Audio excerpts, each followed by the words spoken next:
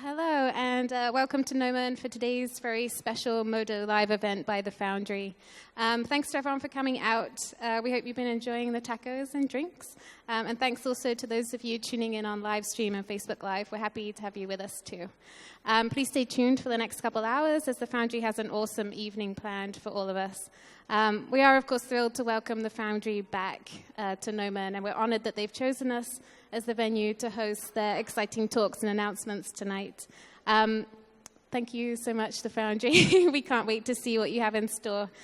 Before we hand over to tonight's MC, Shane, we just have some news from Gnomon that we'd like to share with everyone. So not only is Gnomon celebrating its 20th anniversary this year, which is a big deal, we're also launching a new BFA degree this fall, which is now open for applications. So our BFA is a full-time, four-year program. It's a degree that Gnomon's been planning for over 10 years now, and it builds on the time-tested success of our signature vocational programs. As with all Gnomon programs and courses, the degree is tailored to meet the changing demands of the industry, so we're excited to be able to offer this new opportunity to prospective students. If you're interested in learning more about that, or our vocational programs, please feel free to grab a staff member tonight, or you can check out gnomon.edu/programs. We'll be offering campus tours at the end of tonight, and we have an open house on February 25th, if anyone would like to come along, learn more about what we do here, how to apply, and take guided tours. Thank you for listening. And let's now hand over to Shane to kick off Modo Live. Let's have a round of applause. All right. Thank you. Awesome. Well, thank you, everybody. Great to see a huge audience here tonight, and I'm sure a huge audience online as well. As you know, or as you just heard, I'm Shane Griffith. I'm from the Foundry. A little bit about a couple important things that you're going to notice throughout the keynote tonight. One of the things that we're doing, and we're kind of in the process of rebranding the Foundry to just Foundry, as you see here. So some of our new graphics you're going to kind of get a first glimpse at as we start to roll out the new brand in the coming months and so on. Tonight we have an amazing lineup of really, really talented artists from a lot of different industries, a lot of different backgrounds. I think 8 in total tonight. And I think you're going to see some really amazing stuff and see Modo in action in really amazing ways tonight. So I wanted to first kind of give you a recap. I think last year was a really great success for us with the 10 series. We launched, as many of you know, 10.0, 10.1, 10.2. And really we're able to release not only a much more consistent product throughout the year doing it that way, but also a lot more value in the total sum of what we were able to do in the full year. Coming up in a few days, in a few weeks, we'll cap out the 10 series with a 10.2 V2 release, and that'll have a few additional bug fixes and things like that, so look for that in your updates folder here pretty soon. We've had a number of kits and plugins and trainings released this year, even 3 of them that were completely free. One of those of mention is a Sketchfab plugin, which enables you to take your Modo content, directly upload it to the web, and view it from any browser anywhere in the world in a full 3D environment without any additional plugins. So really, really cool stuff. We've expanded kind of the partner portfolio dramatically in this last year, and I really look forward to doing that additionally this year as we move forward. We've seen lots and lots of great artwork by lots of users out there. We're starting a lot of campaigns around that with the Made for Modo campaign, where we're tagging those and getting a lot of recognition. So if you're out there posting stuff, I highly encourage you to use that hashtag as well. This year, we're going to continue on improving on the webinars, the training, the online sessions, things like this. We want to do a lot more of to get the information out there, help educate you in better ways and more direct ways. So again, look for a lot more of this as we go forward. And then we're nearing into, as I said, the end of the 10 series with the 10.2 V2 release. And we will continue that same pattern as we move into this year with the next series of releases. We'll probably do a 3-part series again. So look for that kind of spread out through this year as we kind of move forward going into this year. I wanted to thank our very generous sponsors here tonight. Pixel Fondue is one. I think 3 out of the 8 speakers tonight are contributors to Pixel Fondue. They do an amazing job, again, of putting great information out there. If you're looking at new ways to learn, sample files, content, it's an excellent site to go to. Sketchfab, I've already mentioned. ArtStation, we're doing a number of things there with challenges and contests, and we're going to continue to press that more this year. Gnomon for hosting us tonight. It's a fabulous facility, great technology for streaming us live. And then Wacom for also providing awesome technology for our artists, not only on stage, but across the world to really, again, bring that immersive artistic environment to Modo. So without further ado, I'm going to kick off tonight's presentation with the first section on Modo in design. And our first speaker up tonight is Kevin Ketchum. Kevin works for us here at the Foundry. He's been here about a year now. He specializes a lot in the automotive space. Kevin is an industrial designer by training and trade and education, a fabulous artist overall, and he's really adapted a lot of his skills to an entirely new platform, which is Modo. So he's made some really key learnings and going to show you some pretty cool tips and tricks on things that he's picked up just in a year's time picking up the product. So without further ado, here you go, Kevin. All right, thanks, Shane. Well, again, as Shane mentioned, thanks, Gnomon, for having us. As Shane was mentioning, I've seen quite a transformation from the automotive studios using typical tools like NURBS and regular CAD modeling, and this insurgence of polygon modeling just infiltrating all the studios. And when I saw Modo for the first time, I just saw one word, which was the retopology tools is why Modo is getting into the global automotive studios. And so for the next 8 minutes, I want to kind of run you through the day in the life of a designer and what his output has to be and why the value and the effectiveness of Modo can support the demands of an automotive studio. So a designer works pretty good in 2D lines, but he usually doesn't start with a clean slate or blue sky.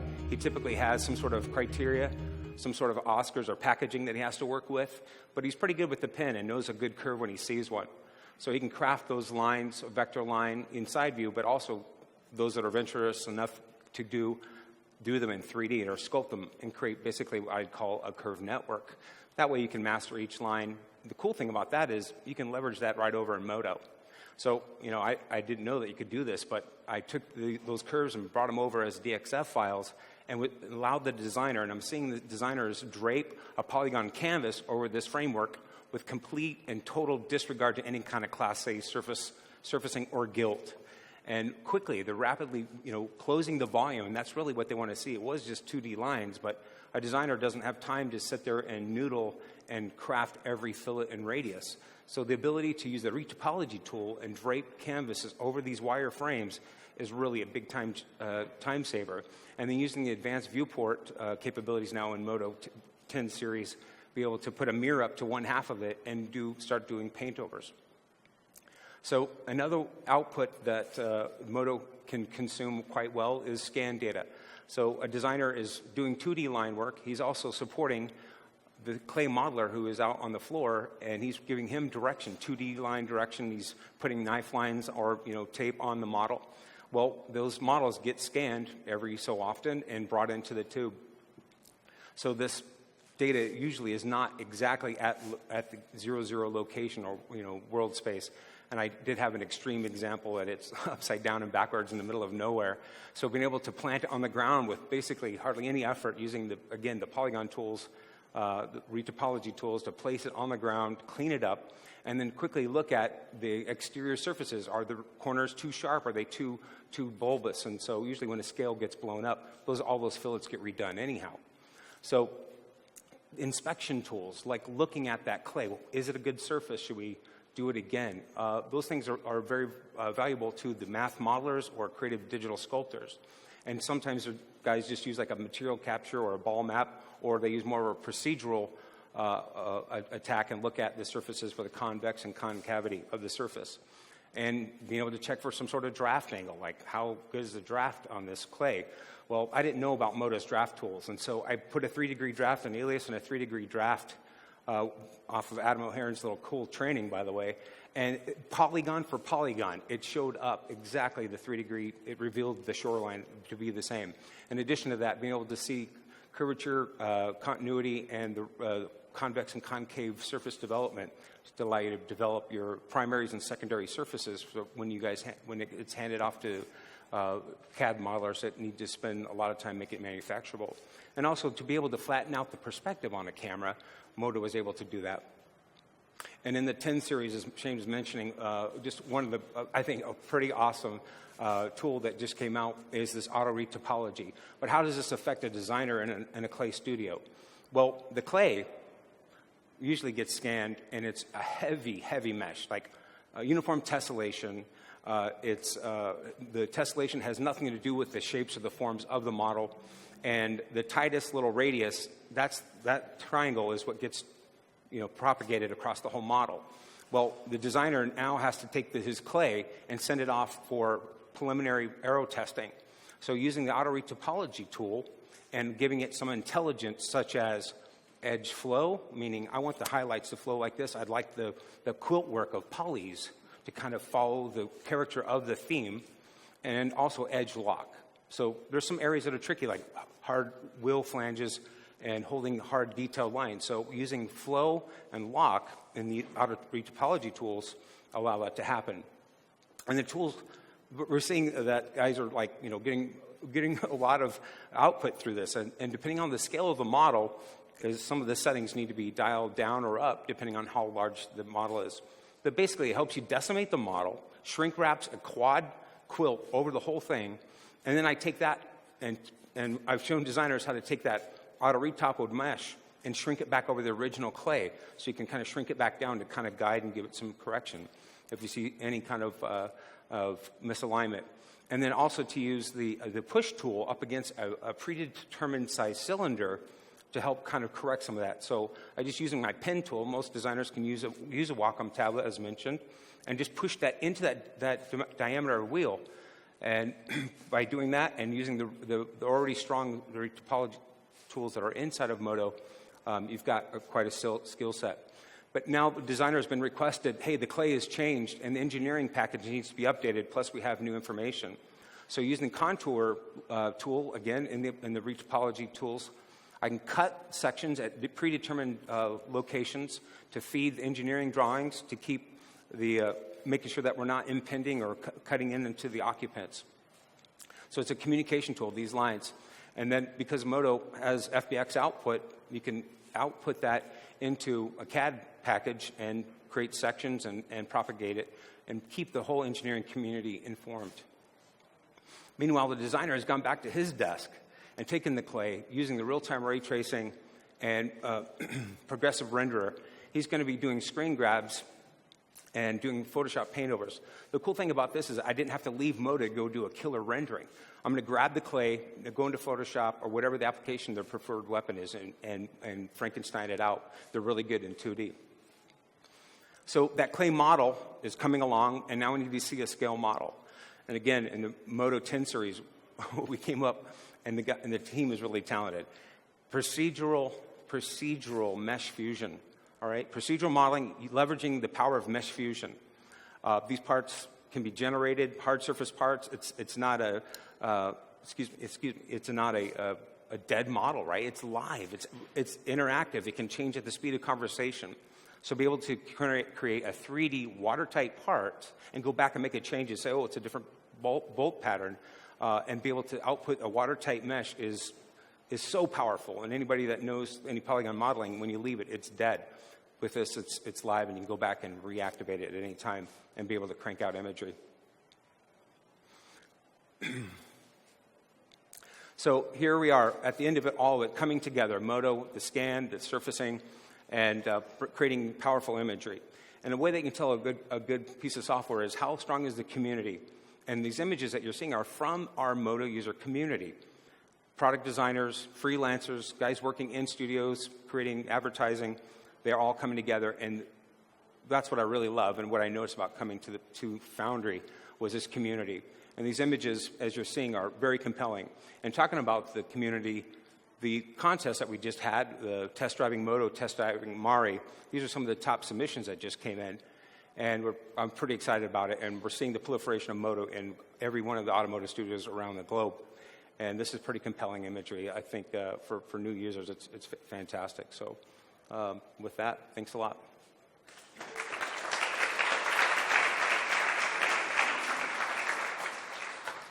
So thanks, Kevin. I think one of the really cool things that Kevin is able to show is how Modo is so diverse in its modeling approaches, between curve modeling, surfacing, solid modeling, to procedural modeling.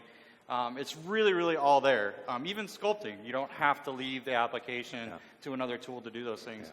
Or if you are using another application, it's accessible as well. You could bring that data in and leverage some of, something that may be more of a games type tool with the retopology section of the features. It still do curve modeling on top of that. So really, really cool stuff. It's just fantastic. Thanks, Kevin. Thank you, Shane. So next up we have Ed Ferrari. Come on up, Ed. So Ed has been using Modo about 3 years now, right? That's about right, yep. About 3 years. Ed is just kind of an amazing individual. He's not necessarily a professional 3D artist. He's actually an actor, a stand-in of all things. So he's not standing in tonight. He's actually representing a true artist and a freelancer aspect of things. Ed was just a great contributor to the community. He really, really latched on to Mesh Fusion when it came on early, dug in there, and then when we revamped kind of the UI for Mesh Fusion in 10.2, he was one of the first kind of on board to get in there and dig deep and really understand it.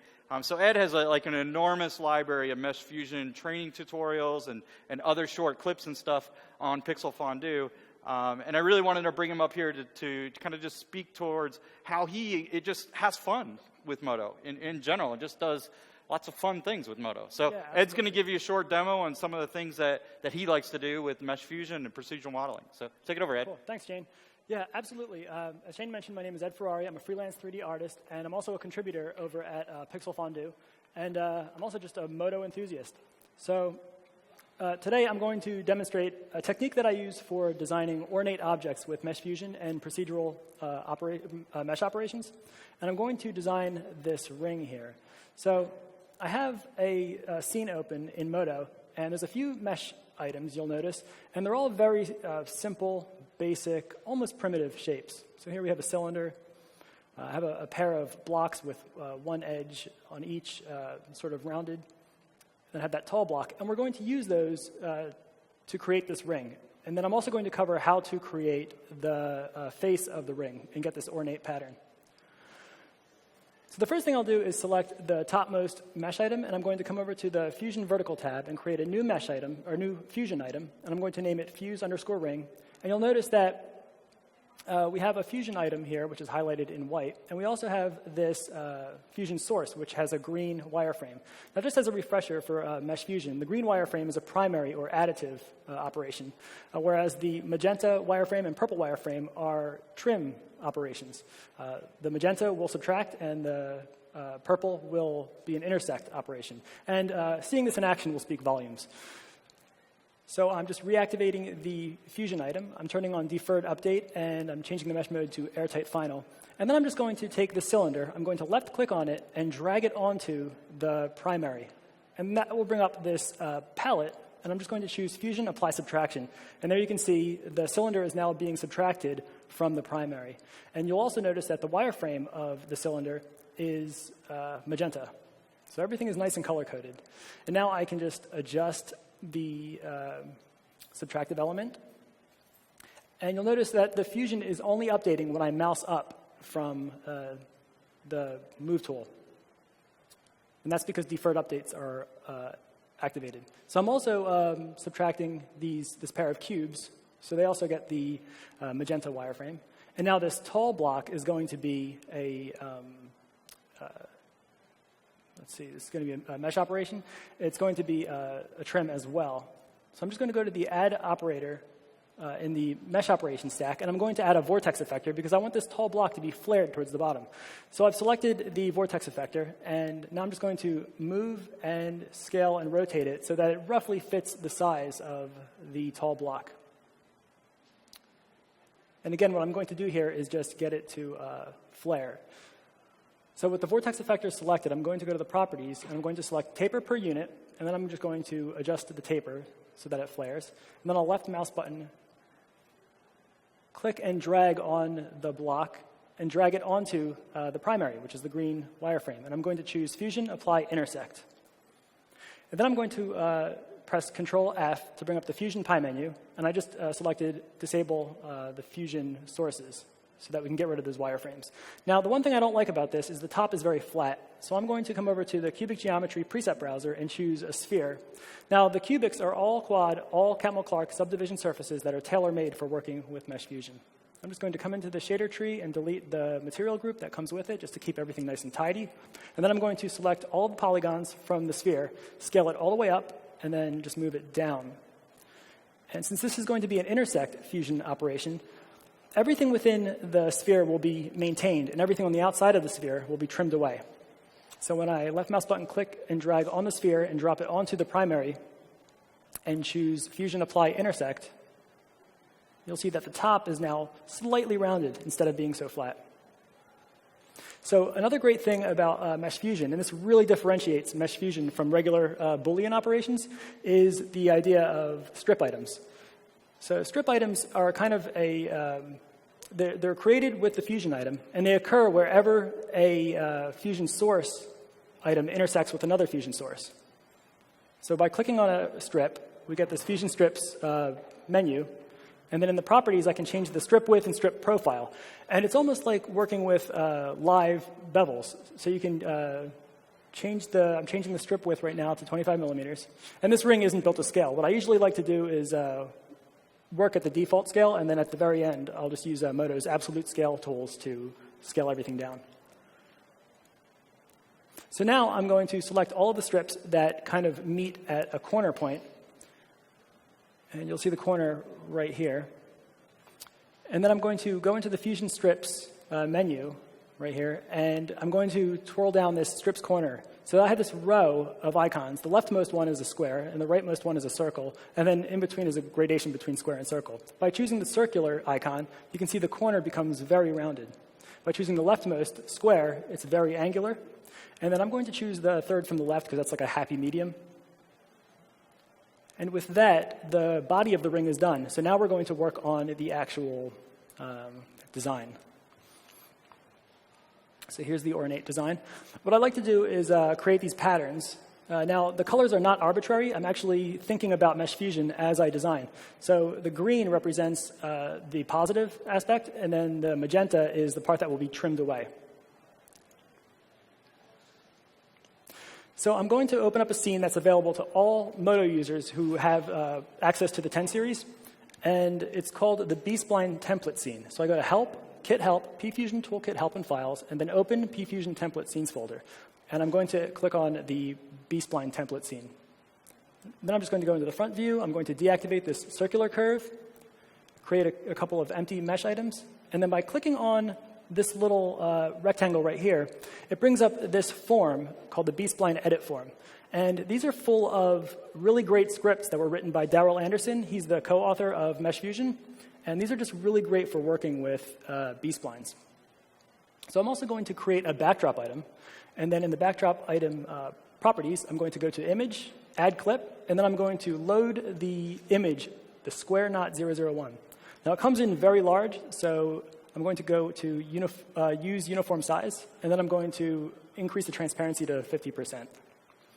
Now, in one of the empty mesh items, I'm just going to trace out these magenta shapes with the B-Spline tool. So the B-Spline tool is new to Modo 10, and it's really great. I'm not trying to be too precise here, and then by right-clicking on the first point, it closes the curve. Now I'm just selecting all of the vertices that I want to be sharper or corners, and I'm going to choose the 3-point corner script. And then by choosing 3 of those vertices, I can choose the round corner more script, and it just rounds them a little bit more so they're not as harsh.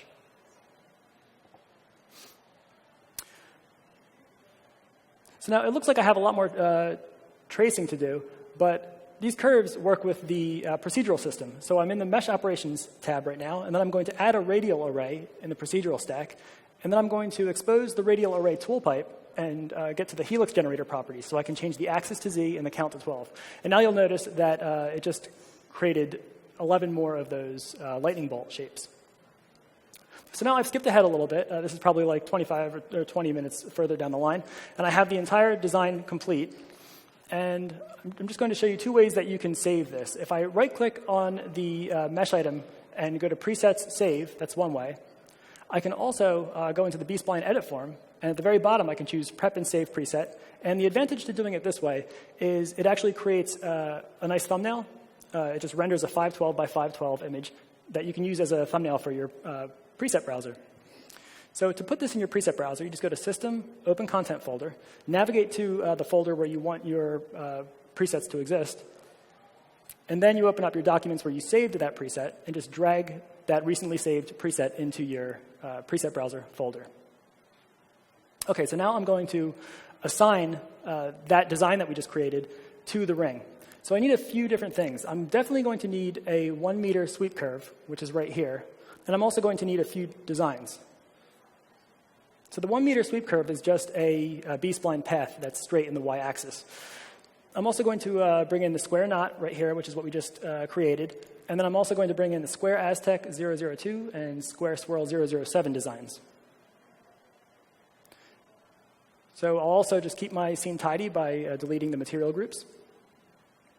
And then I'm going to take the 1 meter sweep curve and just move that in the Y so that it's just penetrating the top of the ring. I don't want it to go all the way through the band of the ring. And then I'm going to take all of my top designs and snap them to the very top of the sweep path.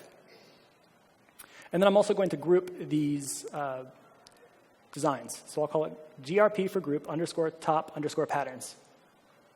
I'm also going to create another mesh item, and this is going to be called MRG underscore top underscore patterns. Now, this is going to be a merge meshes mesh operation. The merge meshes mesh operation is one of the coolest things in the Modo 10 series. So I'm going to add an operator, and I'll choose merge meshes. And by exposing the sources of the merge meshes, I can add a source. Now, I'm going to use the square knot 001 pattern. And then on top of the merge meshes mesh operation, I'm going to create a curve extrude. And it's going to ask me for a path. And I'm going to use the 1 meter sweep curve. And I'll see what happens is the pattern is swept along that path. And I'm just going to activate curve cage so that the sweep geometry isn't so dense. And then I'm going to deactivate the cap start and cap end. Now, you'll see why I'm using a merge meshes mesh operation in a few minutes, and it's going to be pretty cool. So you might be thinking, why don't I just drag the sweep geometry onto the primary so that it subtracts? And I could do that, but I'm not going to. And the reason is because if I do that, there's going to be a hole trimmed in the bottom, and I want to keep the band of the ring a solid piece. So what I'm going to do is I'm going to create a new fusion item, and I'm going to take advantage of something in Modo 10.2 called the compound trim feature. And it really supercharges mesh fusion. So in order to do that, I'm going to create a new fusion item based off this sweep geometry. And the compound trim feature basically allows us to subtract one whole fusion item from another fusion item. So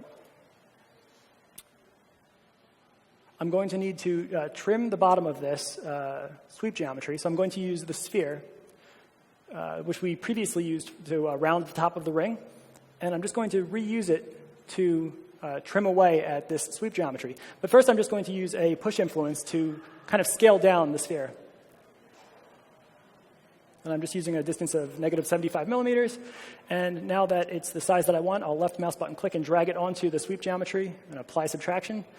And by clearing the fusion source items, you can see that it caps the bottom, but it actually inherited some of that roundness from the sphere. Okay, so here's the fun part. I'm going to select either of the fusion sources for the second fusion item, and I'm going to create a compound trim. So in the Fusion Vertical tab, under Compound Trim, I'll choose the first icon, and you'll notice a few things have happened. We no longer have the second fusion item in the item list. Instead, it's replaced with a locator, and the fusion sources from the second fusion item are children of that. And the locator looks more like a bounding box that surrounds the fusion sources. So now with the primary item visible from the first fusion item, I'm going to left mouse button click on the locator and then shift select the primary. And then I'm just going to go under Set Mesh Roll and Apply and choose the first icon. which is subtract. So now you'll see that the design, that intricate design, has been kind of cut into the ring, but it's not going all the way through. Now, what's really cool about this is that because we used the merge mesh operation, I can return to that mesh operation, and then in the mesh ops procedural stack, I can expose the source, and this is really cool. I can use that little button, that little black circle with the 2 arrows, to switch the source. So now I'm going to switch to the Aztec design, and every mesh operation that's subsequent to the merge meshes operation actually propagates down the line. So it's taking into consideration the curve extrude, the compound trim, and the subtraction from the first fusion item. So all that work that we did to set up, we can now just take any old design. Even if I make a design later on tonight, I can import it as the source, and now I can just change the design on the fly. It's a super powerful part of Modo 10. So I'm just putting it back to the square knot right here. And here I've gone a little bit further, and I've added designs to the side of the ring. And it's the same technique where I have a B-spline pattern that's being swept along a path. In this case, I'm using a mirror mesh operation, so it's on both sides. And then that whole setup is part of a compound trim that's being subtracted from the fusion item, the original fusion item. So now I'm just showing you a different way to change out the sources. I have the schematic open here. And then this area right here, I have all of my different patterns. At the moment, I have this alien symbol, which is this kind of Y shape with the 3 circles. And that's being fed into the merge meshes. If I want to change it to the flower symbol, like let's say a client doesn't like alien symbols for whatever reason, and they'd rather have a flower symbol, I can just detach or delink the alien symbol from the merge meshes sources, and then just relink the flower symbol, and you'll see that it kind of pops in there. You'll also notice that I have a kind of hollow area right underneath the design. I'm just going to fill that with another geometry that's going to have its own material, just to give some material variation to the ring. But in much the same way I switched out the sources for the side of the rings, I can change the top pattern as well. So here we have the square Aztec 002 design. I'm just going to unlink the square knot and then relink the square Aztec. And straight away, the design has changed. You can literally have as many designs as you can think of, and it will just it'll just change on the fly. It's pretty great. It's a really, really powerful aspect of Modo. It's why I love Modo. So let's say we're happy with this design, and we want to we don't want it to be live anymore. We just want to output actual geometry. So I'm in the Fusion properties, and at the very bottom here, we have dupe and convert to mesh. I'm going to click that and give this mesh a name. I'll just call it ring_A. And now we have actual polygons that we can work with. So here I'm just going to quickly light and rig this, and I'm just going to be pretty experimental because I'm not a lighter or a rigger, but I have the flipped normals lighting scene open, and I'm just in the preset materials for that ship with Modo. I'm just dragging on a platinum material on the body of the ring, and then I'm going to use this Velocity yellow car paint for the inside of the ring. It's not something I think you would typically do, but it's just the type of experimentation that I like to do with Modo. It really just opens things up. And I'm going to use the progressive renderer, and this is sped up pretty significantly. But this is the type of thing that I'll do and just go, walk my dogs or go make a sandwich and come back, and maybe something will look great, because with Modo, it's really easy to experiment. So here I have some earrings using the same exact technique that I just showed you guys. There's a different view, and then I have some rings where I've changed the interior. Here's like the LED preset. So yeah, that's the technique. Mesh Fusion is incredibly powerful. Modo 10 was a huge release. So many great things. I want to thank you guys for letting me share that with you. And check out Pixel Fondue. Thanks, Ed. I really like how you're able to take a base setup, that probably took a few hours time to generate the original ring or so. Not really. I mean, that was almost real time. I mean, it wasn't 2 hours. Yeah, that's fantastic. And then you get instant results with the variations, with those different 2D templates and a mixture of 2D design to 3D design with instant results. Absolutely. And I can even go back to that tonight and just change it some more. Yeah. And yeah. Good stuff. All right, so up next, no stranger to Modo, we have Yazan Malakash. Yazon's what we like to call a little bit of a magical unicorn. He's an amazing artist, amazing technical person as well. Writes plugins, scripts, many additional contributions to the Modo family on that side. An amazing business person as well. Owns a couple different businesses. 9B Studios being one of them. Co-founder of Pixel Fondue as well. So I'm going to leave it to Yazon to talk some more design and some of the really, really big and amazing clients that he gets to work with on a daily basis. Take it over. Awesome. Thanks, Shane. Yeah, that was a great introduction. I'll probably bring you along for more introductions like that. Yeah, visit our website, Pixel Fondue, for a lot of new training and sources there. We've got some fantastic people, two of which, Adam and Ed, are in the audience here. So I run a company called 9B Studios, and we do a number of different things. That's our slogan, I guess. What's a weekend? Because we're working all the time. Or not.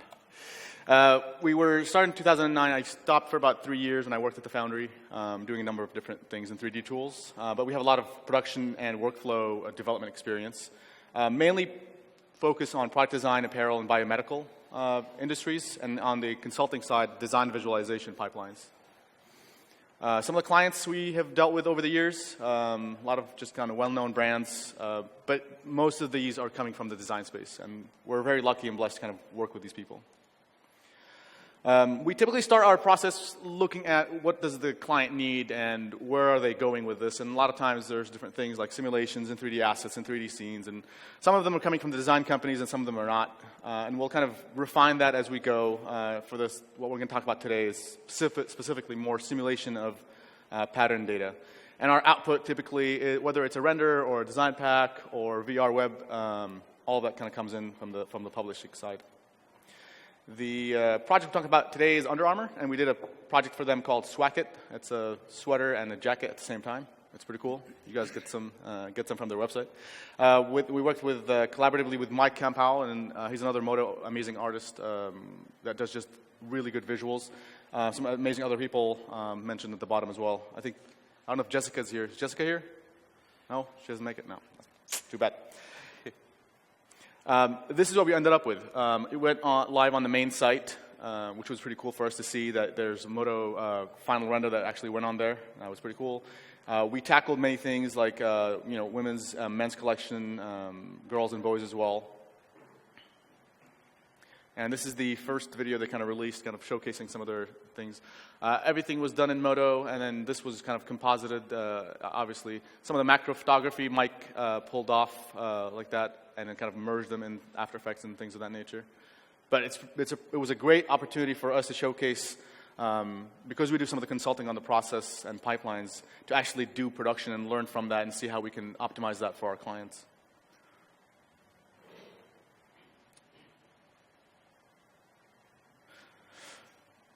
Yeah, so that's Swacket.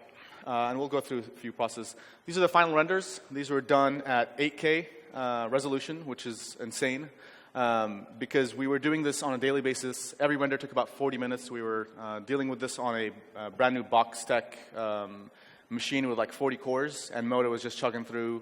What was interesting to me was it was the first time we were actually going back and forth with our clients at 8K, because what the feedback was before is like, oh, maybe the lighting is off. Now it's like, oh, the stitching needs to be double stitched instead of single stitched, because we were going and focused to that detail and that level.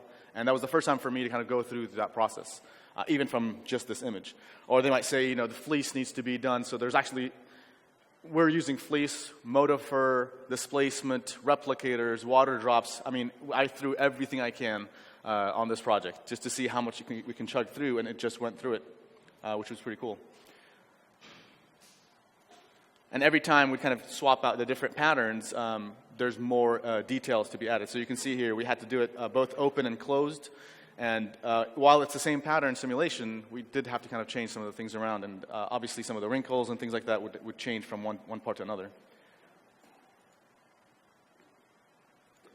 And this is the pipeline we used for our production. So Clo 3D, it's basically the CAD version of Marvelous Designer, if you guys have heard of Marvelous Designer.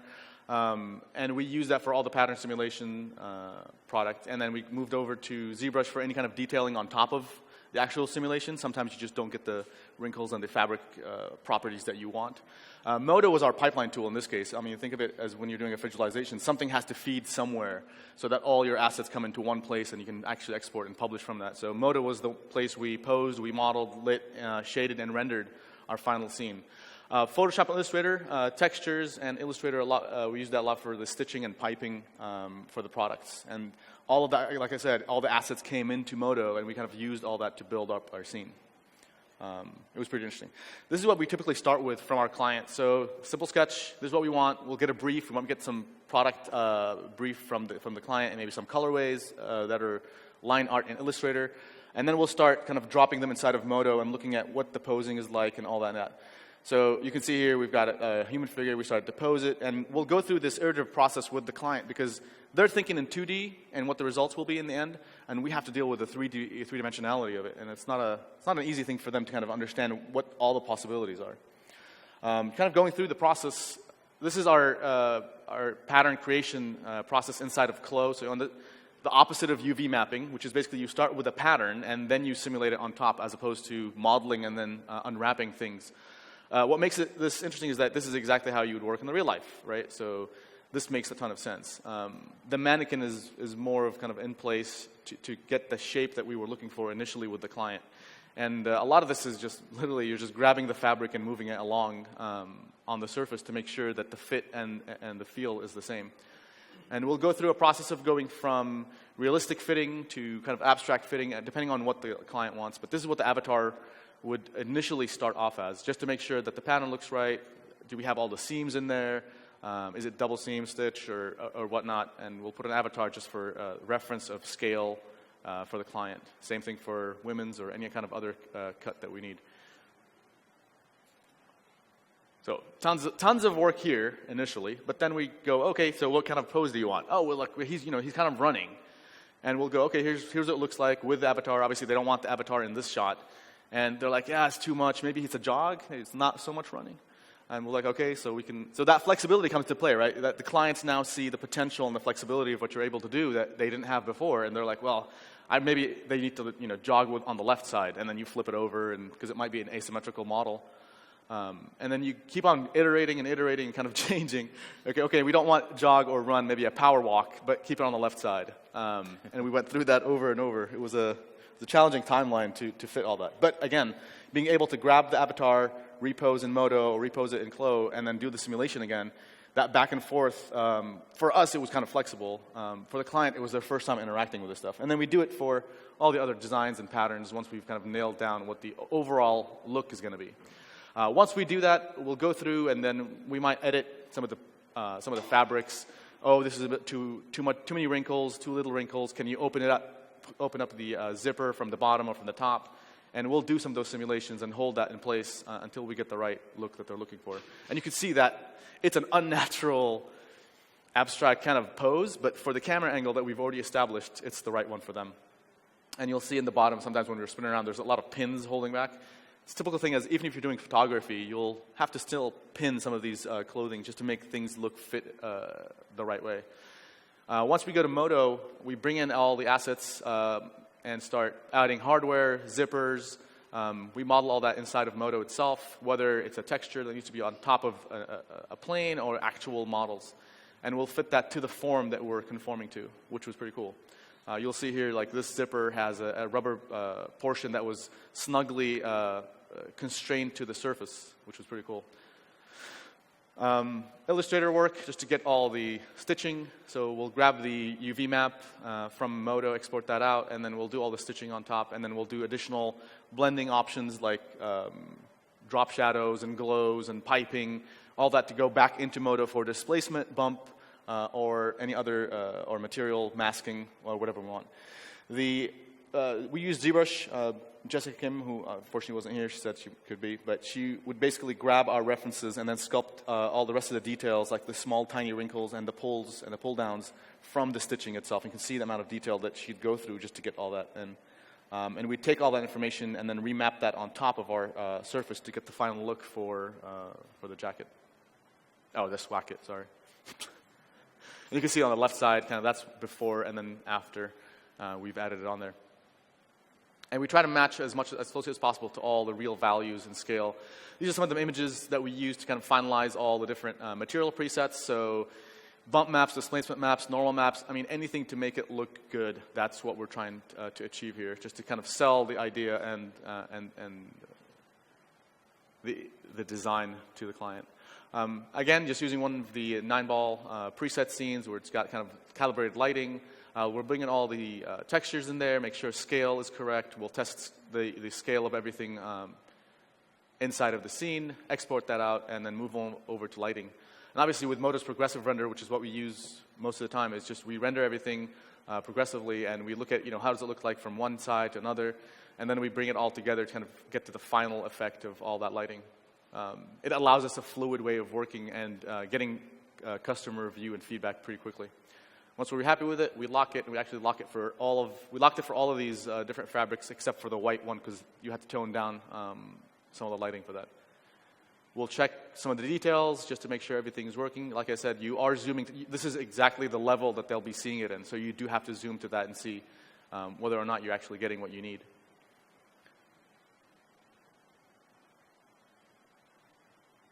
And then we take it over to Photoshop, double check there's no issues once everything is done. The water droplets were added, some of the effects that you see are added on top, but the actual water droplets on the surface were done inside of Modo, which I'll show in a second. So the water drop system was kind of interesting because we had 4 or 5 different replication systems. This one is based on kind of, we did a bunch of different water drops and then manually placed them, and not only placed them, but we actually also oriented them because doing a simulation was just not going to be something we're going to do and deal with. So it was much better if we artistically moved those droplets. The coolest thing is after we did one of the simulations, we actually grabbed the droplets and then literally slid them on the surface with a background constraint, and all the droplets were flowing correctly after that. And then we'll use additional hero drops to place on top. So we had a replicator for like large drops, small drops, hero drops, and then finally our hand-drawn ones. And you can see them all here on top of the surface. They look like there's a lot of them, but they're water. They're transparent. So you're just trying to grab a little bit of specular on top of the surface. The cool thing about Modo is that I can now grab every one of those droplets and change size and show the client, okay, I need it smaller, bigger, pretty quickly and pretty easily. And then everything, again, gets dropped on top. My compound, again, would take this and kind of do the retouching on top just to make sure everything is spit and span exactly how the client wants and expects for their final delivery. But that's basically the Swacket project. I'm going to show you some interesting things that we've done with Modo, unrelated to the Swacket, but we've done some, I like to create tools to create designs, not just actually just do the designs themselves in the production. So we worked on an eyewear production tool that designers don't actually have to model 3D at all. All they do is edit curves in Illustrator, specifically the stem, the frame, and the lens, and then export it out, and you actually get out of the box a procedurally created eyewear frame. And what that allows you to do inside of Modo 10 is I can now either just go back to Illustrator and update my curves and pump it out, and I don't model anything. Everything is done for me. Even the lenses themselves are done. The grooves where the lenses will kind of pop in are done. The stems are done. I can change the lens radius after the fact. All of that done in a post-process where the designer doesn't need to learn how to do 3D. Same thing for nose bridge and nose pads and whatnot. I think the power of this is that, again, you could have 1 or 2 people that are kind of super users who understand how to rig all this stuff up, but the designer just needs to know Illustrator, which is what they do right now. And we export to kind of the partners that you guys talked about before, which is Sketchfab. You just go to the web. You can do this, it's kind of funny. We've created these eyewear model with VR, so you can actually go in and look at it from a real perspective with an actual model in there, and it's just on the web, which is insane. And that's it. That's my presentation. Awesome. So yeah, I think thanks again, Yazan. A really key point that I think both you and Ed hit on really well is how these rigs, these really modeling rigs in a certain sense, are feeders to additional designers that completely have no experience with Modo, but can go in there and be creative with very little input and have a lot of flexibility in the end result of the design. Yeah. Because many of these things are let's face it, they're rigid in what the glasses have to fit on a face. The face has a standard form. Right. But you can design around that very fluidly with these rigs. Yeah, and that's the thing that they did not have before. They would basically model on top of an average face. Now they can bring in a 3D, an actual person scan. They can work on something different. It allows them the flexibility to explore without having to learn everything from scratch. Very cool stuff. Thank you. Thank you again. All right, so to shift gears a little bit, we're going to move into a few of our entertainment customers. First up, we have a couple of guys from Boxel Studios, Andreas and Juris. Come on up, guys. Take a seat. Andreas is the CEO of Boxel, and Juris is the production manager of Boxel. Boxel has a couple different offices. One here in LA. Yes. Another one in Tijuana, yes. Tijuana, Mexico. Mexico. I think what these guys have done for the CG business in Mexico alone is very amazing. They're one of the first really big studios, especially in Tijuana, and it really started to grow out the business of computer graphics and film production and CG production throughout Mexico in a very big way.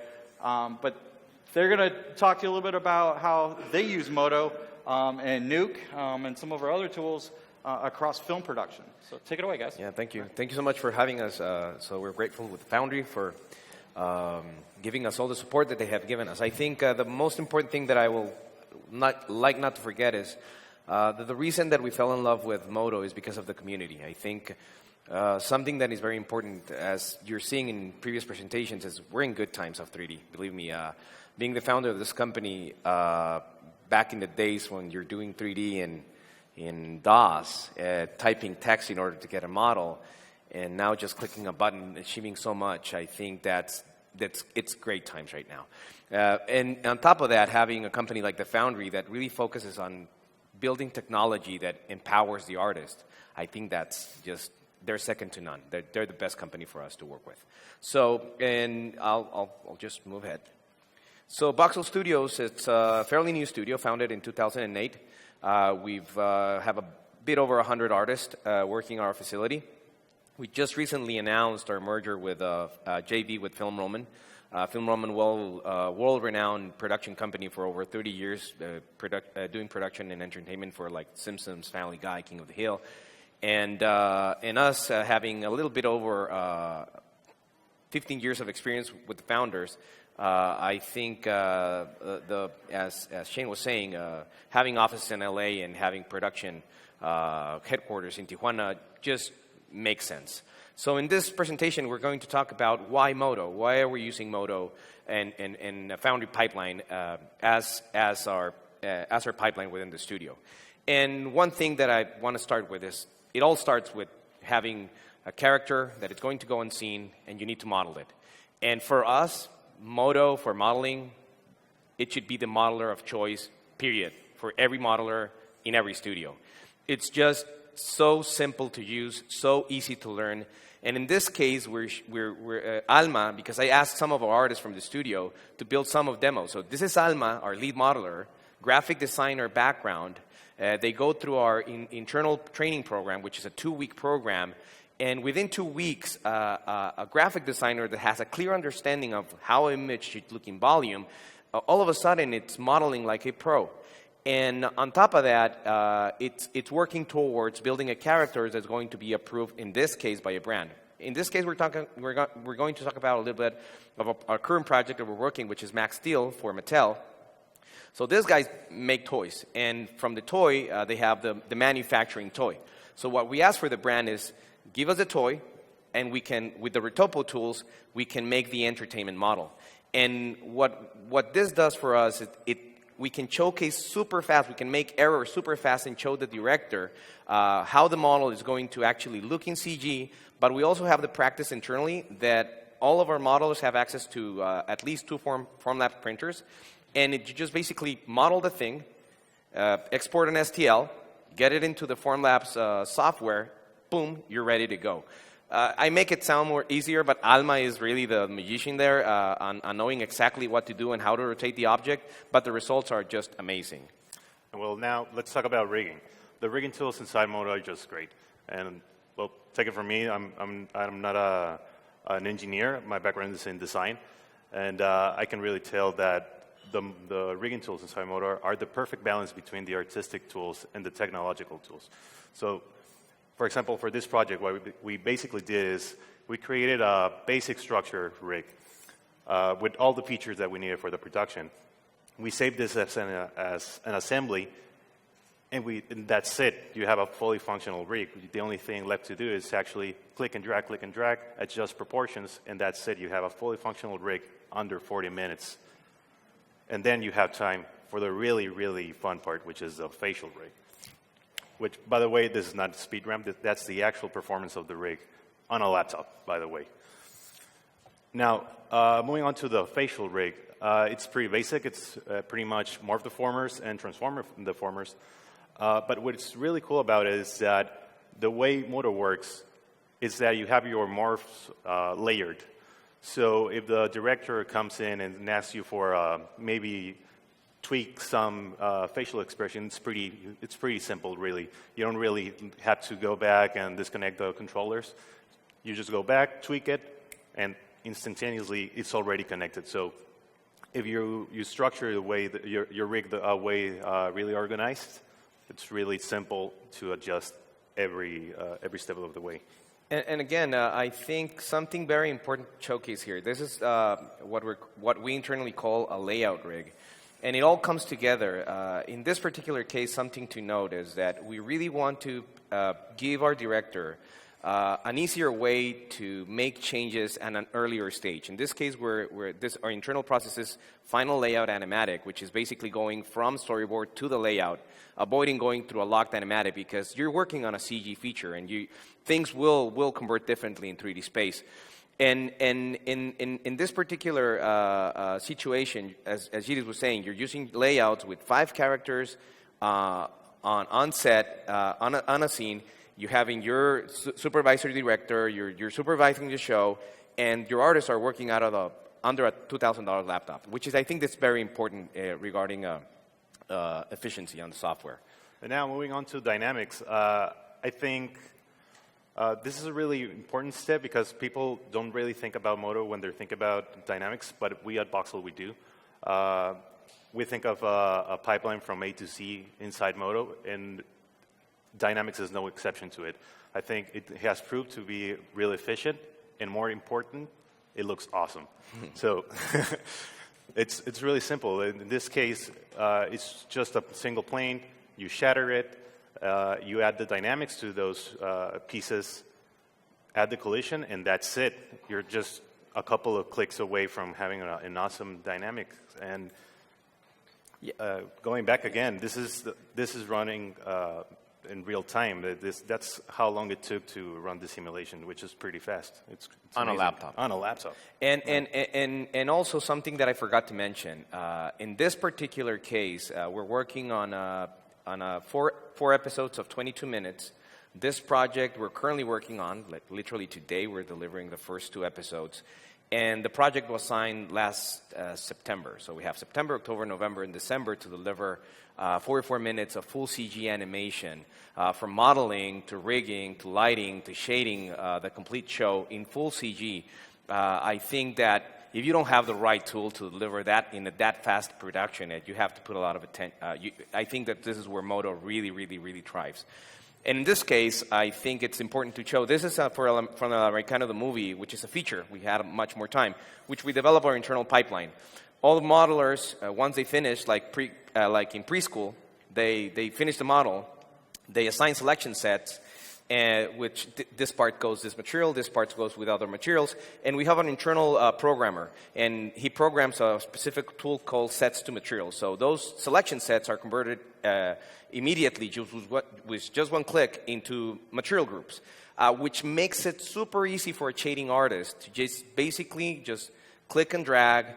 If you have the right nomenclature, in this case, when you don't have time, when you need consistency, and when you are working with a limited budget, what you don't have is this organization. You have to be very organized. So what we do put a lot of attention into our pipeline is nomenclature. And in this case, El Americano underscore the name of the character, underscore the name of whatever part it is, and then we generate preset materials. And once we generate the preset materials, basically what you're doing is guaranteeing consistency through all of your shots.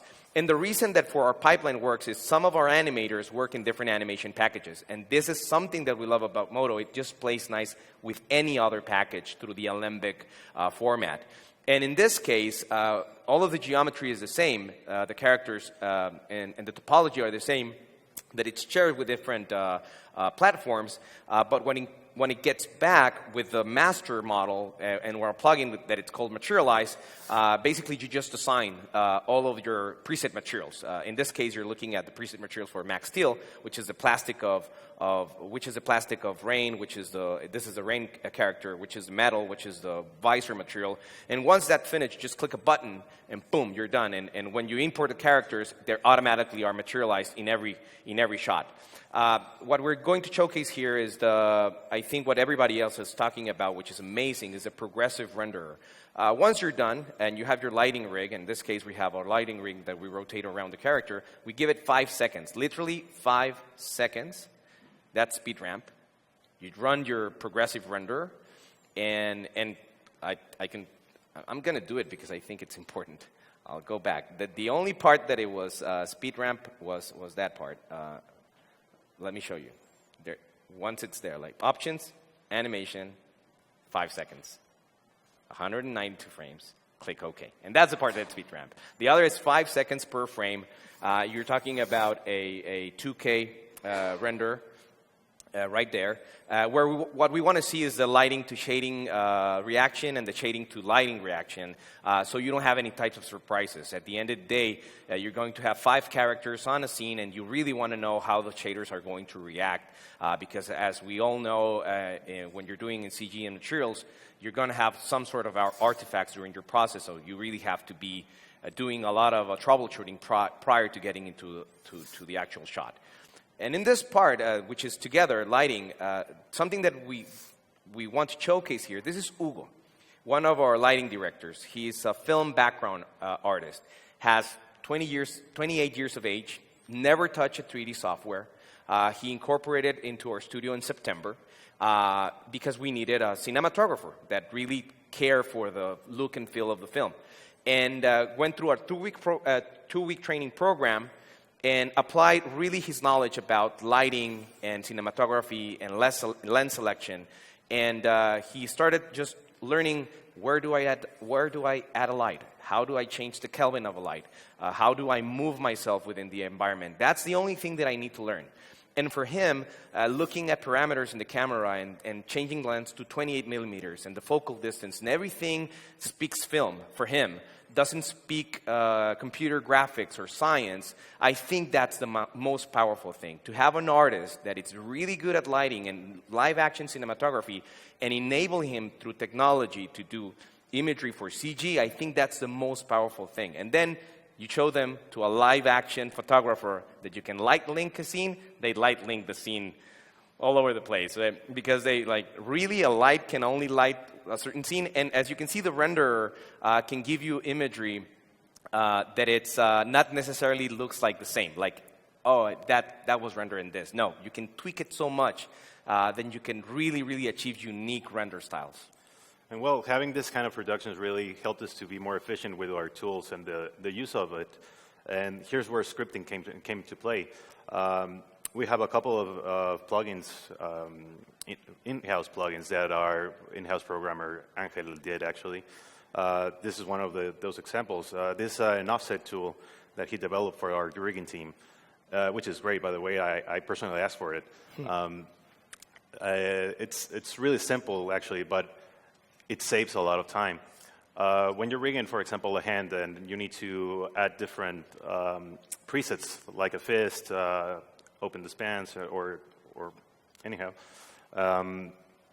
you need to add locators, over locators, and repeat this process.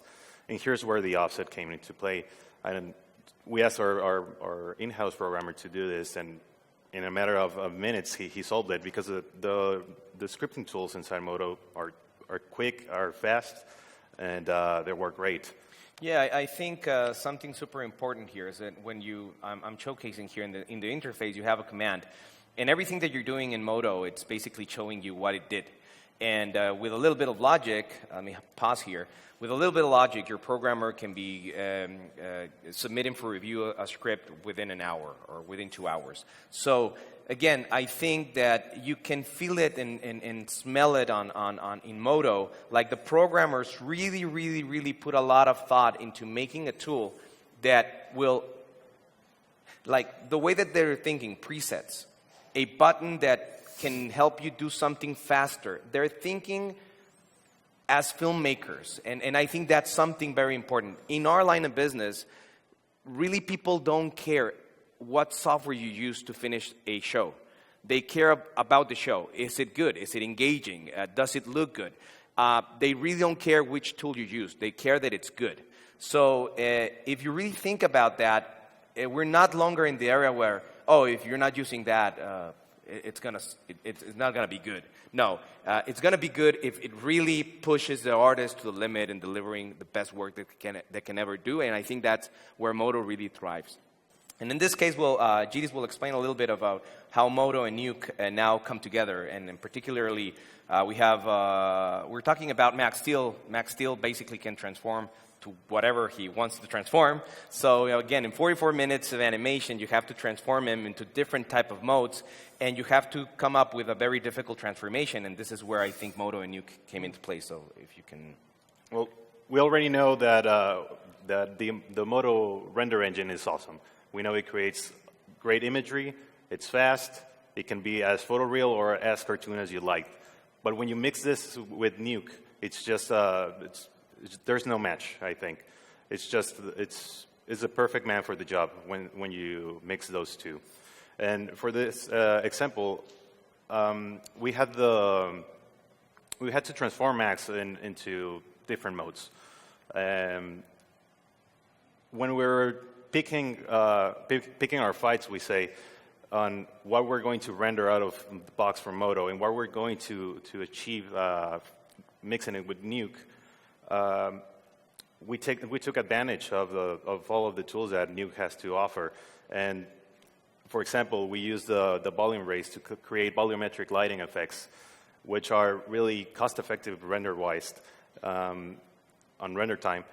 And they also look awesome because you can make them interact with the characters with the help of an alpha channel, and you can break the volume rays with just a noise. So you can create really awesome volumetric light effects really quick and easy.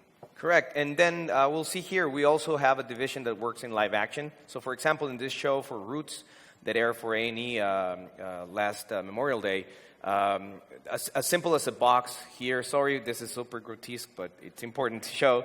As simple as the director forgot to put a box in front. And this is what we're calling invisible effects, that nobody should know that they were there at all. You should think that they were there from the get-go. But the director forgot a box there, right? You model it, you shade it, you light it photorealistically, and then you composite it over, and that's it. And in this case, they forgot to break the bone and model a little bone and put it there. They cannot compromise this actress with a beehive, and you have to break the beehive, but the beehive was never there, was never broken. The actress should hit that and be basically attacked by these bees. You model the bee, you animate the bee in Modo, you use your replication system, particle systems, Nuke, boom, you're there.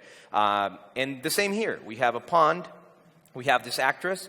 Oh, we forgot the fish. They're periodic in 1920 in Louisiana, and we need to model a specific type of fish, and we need to shade that fish, and we need to replicate it and use the particle system. And here is a one-stop shop. It's just Modo, modeling, animating, rigging it, shading it, and then in Nuke just putting the cards in and making this pond look great. So in some of the projects that we've collaborated, this is what we have found, and I think this is important. This is a conclusion that I wrote here in Spanish. Sorry for our Spanglish here. Hopefully I'll get it right now. But this is so far what we've concluded. What we concluded is that we're working with image creators and story creators. And those guys are visionaries. And those visionaries require great team of artists, which some of our artists are here, and I will never be as grateful as I am with you guys because I think you accomplished so much in so little time. And these teams are going to spend a lot of time in the computer. They're going to have red eye, and they're going to be working long hours every day, and they're going to be working on a piece of software. So you really want your artists to be working on a piece of software that it's a joy to work with. And I think all of our artists, that's why we don't say I love Modo, we say we love Modo. So thank you so much, Foundry. Thank you so much for Thanks for having us.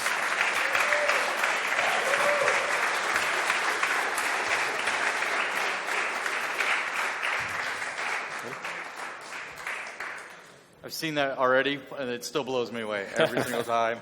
I love the passion, guys. I really love the passion. I really appreciate all that you do. There's literally no part of Modo you don't use, it seems like. You're end to end everywhere about it. The most amazing thing to me is how you're able to take a laptop, a tablet from Wacom, an artist that's traditionally trained and been doing nothing computer-related for their entire career, sit them down in what? 2 weeks. Weeks time, they're productive in the tool. That just completely blows me away. Good times. You guys are doing really, really high-end stuff, so I appreciate it. Thank you. Thank you, guys. Thank you.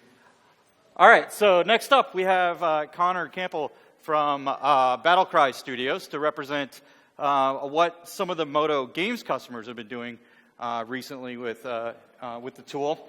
Connor has worked at a number of different studios in his career so far. He's currently down in Austin, Texas, and does mostly prop modeling, environment modeling, worked on the latest version of Doom and some environments there as well. So without further ado, I'm going to let Connor take you through some of the cool stuff that he does with Modo and games. Thanks, Connor. All right. Thank you, Shane. Hey guys, I'm Connor Campbell.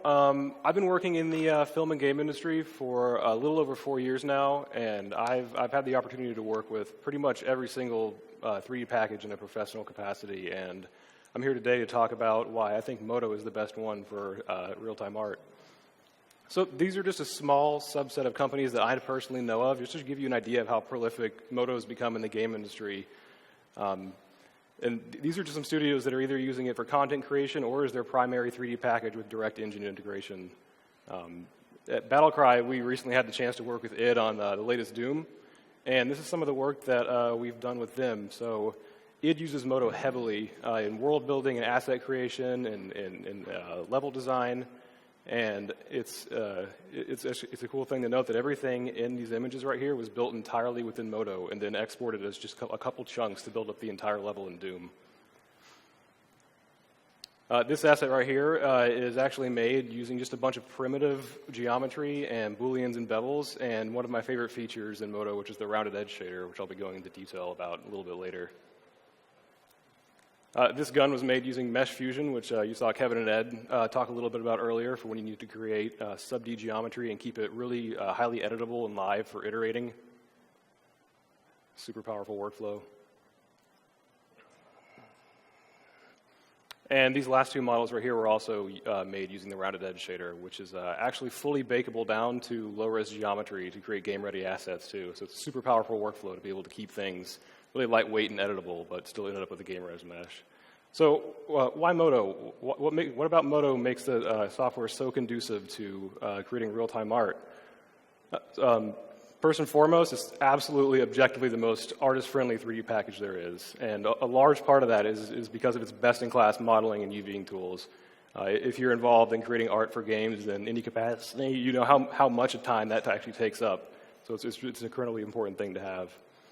So things like the selection tools, action centers for pivot control, work plane to be able to create and pull geometry off of any normal, fall-offs, which is a more powerful version of lattice tools or freeform deform tools that can be stacked and combined with their tools. Integrated sculpting tools, which are actually fantastic and work really well. I'll be going into detail about those a little bit later too and how we use some of those on Doom. Automatic retopology, which is basically Dynamesh right inside of Modo. It's fantastic. Powerful booleans, being able to just work with all of this stuff in a modern and clean user interface that's consistent is great too. And the freedom to work with n-gons and just irregular geometry while having your mesh retain all of its properties and not become unworkable is really liberating. Macro creation is another one of my favorite things, where everyone in here, you can basically be your own programmer without having to know any scripting knowledge at all. The rounded edge shader, screen space activated tools, so you don't have to snipe out geometry to move things on certain axes, and cutting and pasting. All these things are just fantastic. And everything over here on the right is just an honest bonus. Being able to fly through your environment with WASD navigation like you would in the engine, the Game Tools tab, one-to-one parity between materials in Modo and engines. So this right here is my favorite workflow of all of them. This is just using the rounded edge shader. So that's what it looks like. It's just some Booleans, geometry crashing together, and this is ultimately what it looks like when you go to render it in Modo's renderer. And the best thing about this is it's super easy to work with, and it's fully bakeable down to low-res geometry. So you can use this in a game workflow too. So this is a little bit more of a complicated example of something I'm working on right now. It's currently a work in progress. But this is exclusively utilizing the rounded edge shader. There's not a single piece of sub-D geometry in this entire thing. So you can really kind of start to see how powerful it is to be able to basically make a blockout mesh, have that also be your high-res version, and be able to just go over in the Modo render preview and get an idea of what your mesh will look like with those nice rounded edges that a bake would give you without having to even make high-res surface geometry. And this is what the geo for that looks like. So not what you'd expect. It's super simple to work with. It's lightweight, and it's really easy to go forward and backward and iterate on this stuff too. And so this is just an example of what this process looks like and what it looks like to work with the rounded edge shader. So all we're doing here is just doing some bevels, not worrying about n-gons, Booleans. We're just going to cut some stuff in here, do a couple more bevels right inside of that, cut a couple more shapes out, and all of this stuff, none of this matters. You don't need to ever have any kind of a thought about topology or anything. Modo takes care of everything for you.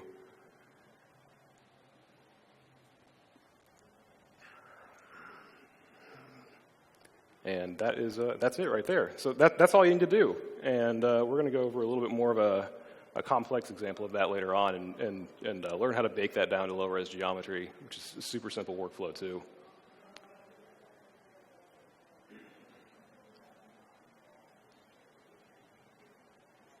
So, you might traditionally think that it's as hard to step back and, you've done a bunch of Booleans and stuff, and now your geometry is unusable and you've got to start deleting stuff or starting over. But that's absolutely not true with Modo. And in fact, I'm only using one tool here to just completely obliterate all the geometry that I've added or subtracted onto this surface.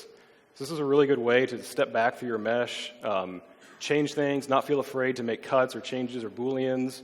And it's also a good way to make a low-res version of whatever you're working on for when you're actually getting to the point where you're ready to put it in engine, bake it down, make a low-res game version. And I'm only using about 3 or 4 different tools here to do all this stuff.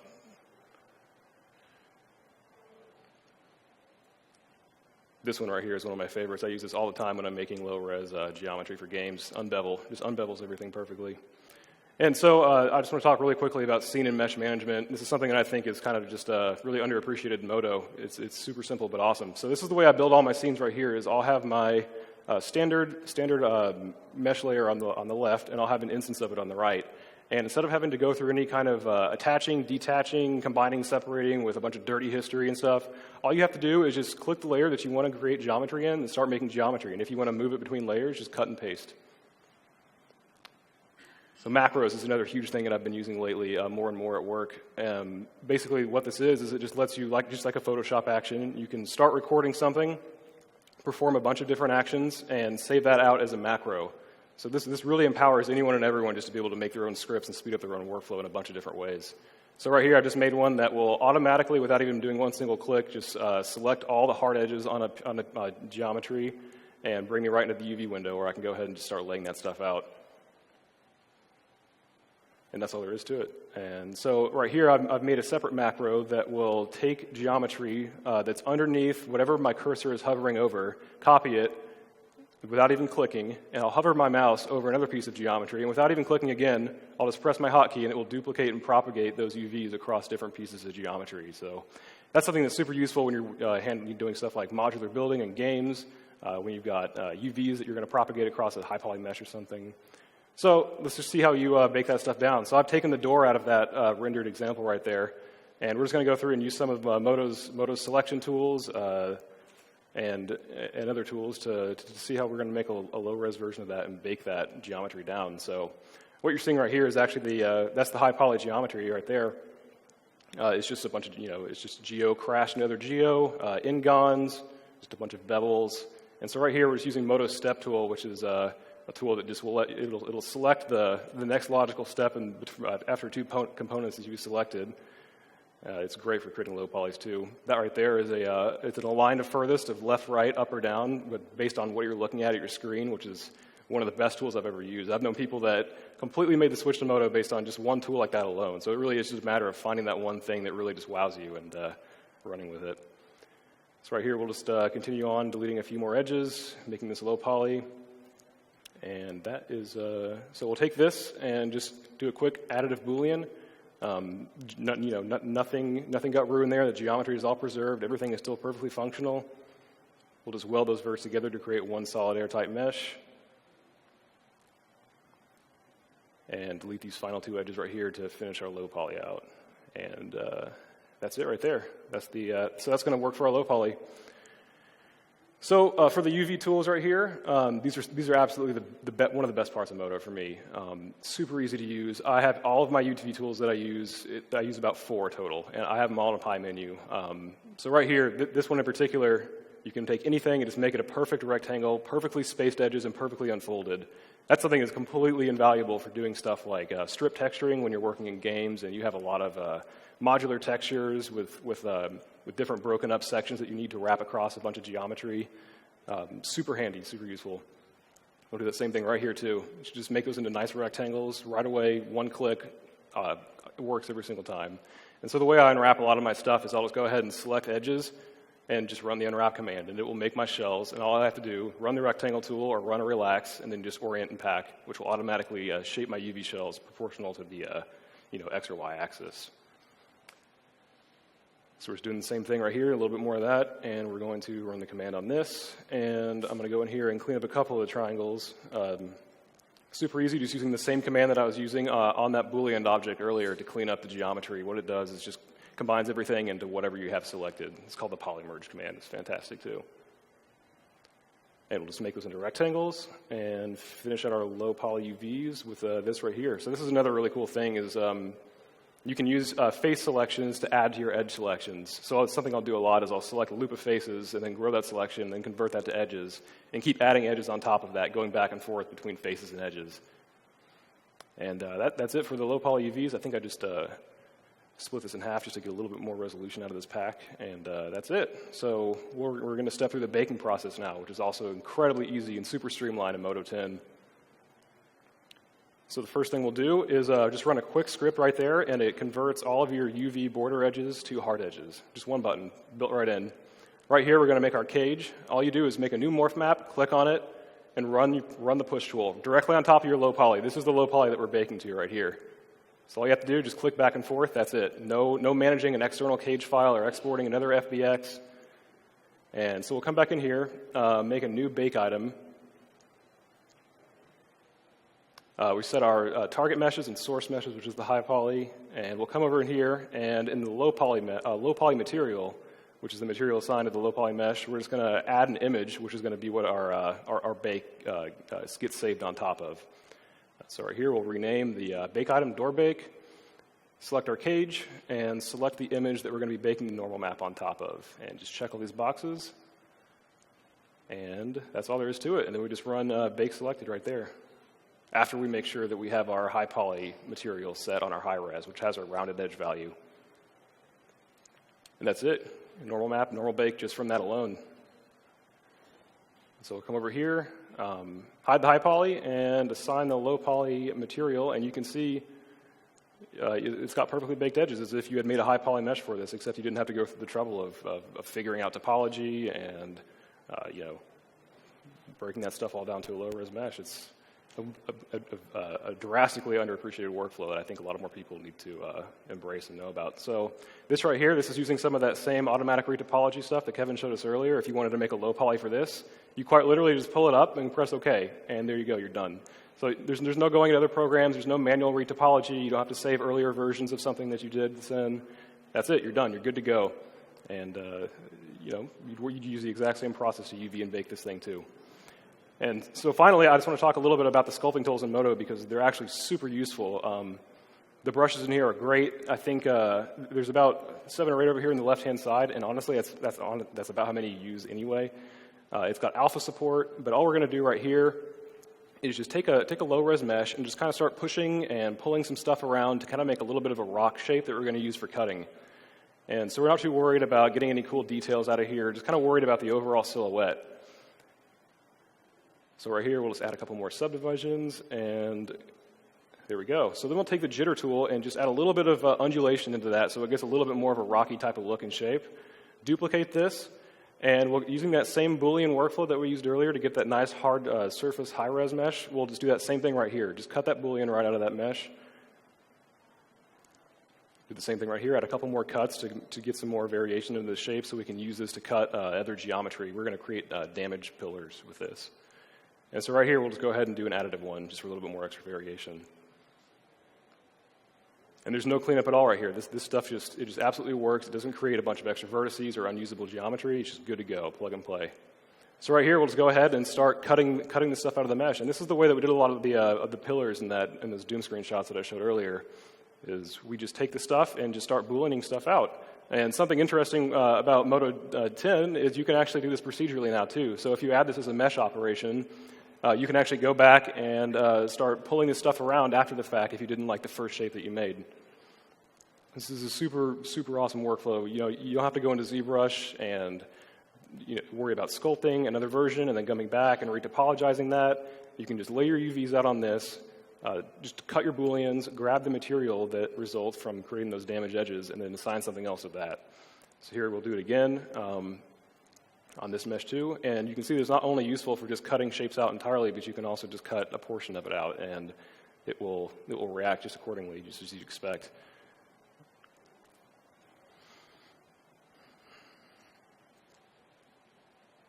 So we'll just do one more cut right here at the top,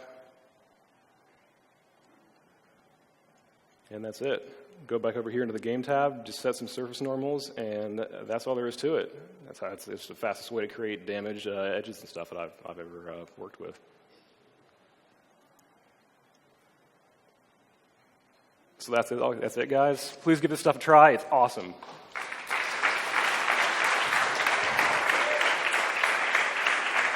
Thanks, Connor. I must say, you make my job as a product manager really, really tough. Everything that you need is there, and you're able to take that and refine that in such a way to make it, always down to a point where you don't even need a hotkey. You're instantly just selecting and doing. But I'll let you know, challenge accepted. We are working very hard to continue to improve a lot of those workflows, even further refine them. That's a big part of what we're focused on this year is taking those mundane steps and reducing them and letting the tool get out of the way of the artist and be more productive. So you're a great example of that. Good job. Thanks. Thank you. All right. On that similar theme, up next we have Adam Ahern from Mechanical Color. Adam is another unique breed of Modo user. He is a production artist as well, does a number of things as a freelancer in that aspect. But he also creates a number of really, really amazing kits and plugins for Modo that further extend it and further automate it for a particular workflow. So I really wanted Adam to come up here and show you guys how you can change Modo. You could adapt Modo to your particular workflow, much like you've seen some of these guys do with just simple macros and things like that. But Adam, as a trained artist, has been able to go even further into Python, into the regular SDK, to no man's land, right? And no artist land, that's for sure. But yeah, but really, really punch it to a different level and create an amazing portfolio of plugins. So take it away, Adam. Thanks, Shane. Like Shane said, my name's Adam from Mechanical Color. We specialize in product design visualization. About 80% of that work is like virtual photography for press, packaging, billboards, point-of-purchase displays. We do product animation for television and web and retail kiosks, and even a little bit of VR for design reviews and demos and simulations and things with clients. And product visualization is not really the same as typical VFX work for several reasons. I mean, of course, we have a specialized knowledge of industrial design storytelling as opposed to other kinds of storytelling, and traditional product photography techniques. But also, from a technical perspective, we have a kind of a unique look at 3D CAD and building 3D CAD-centric visualization workflows. As you can see here, Oculus was a big client of ours in 2016.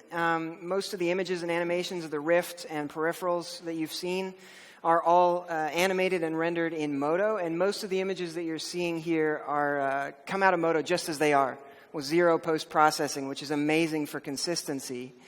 And when you're doing a big brand rollout like Oculus, consistency is everything. And so that's why Modo is at the core of what we do. We can use these three main reasons: presets, customization, and extensibility to keep everything nice and consistent. We devote about a quarter of our time to development work for visualization workflows specifically. I'm a designer, as Shane said, not a developer, but I was able to work this out myself and extend Modo to a pretty surprising extent.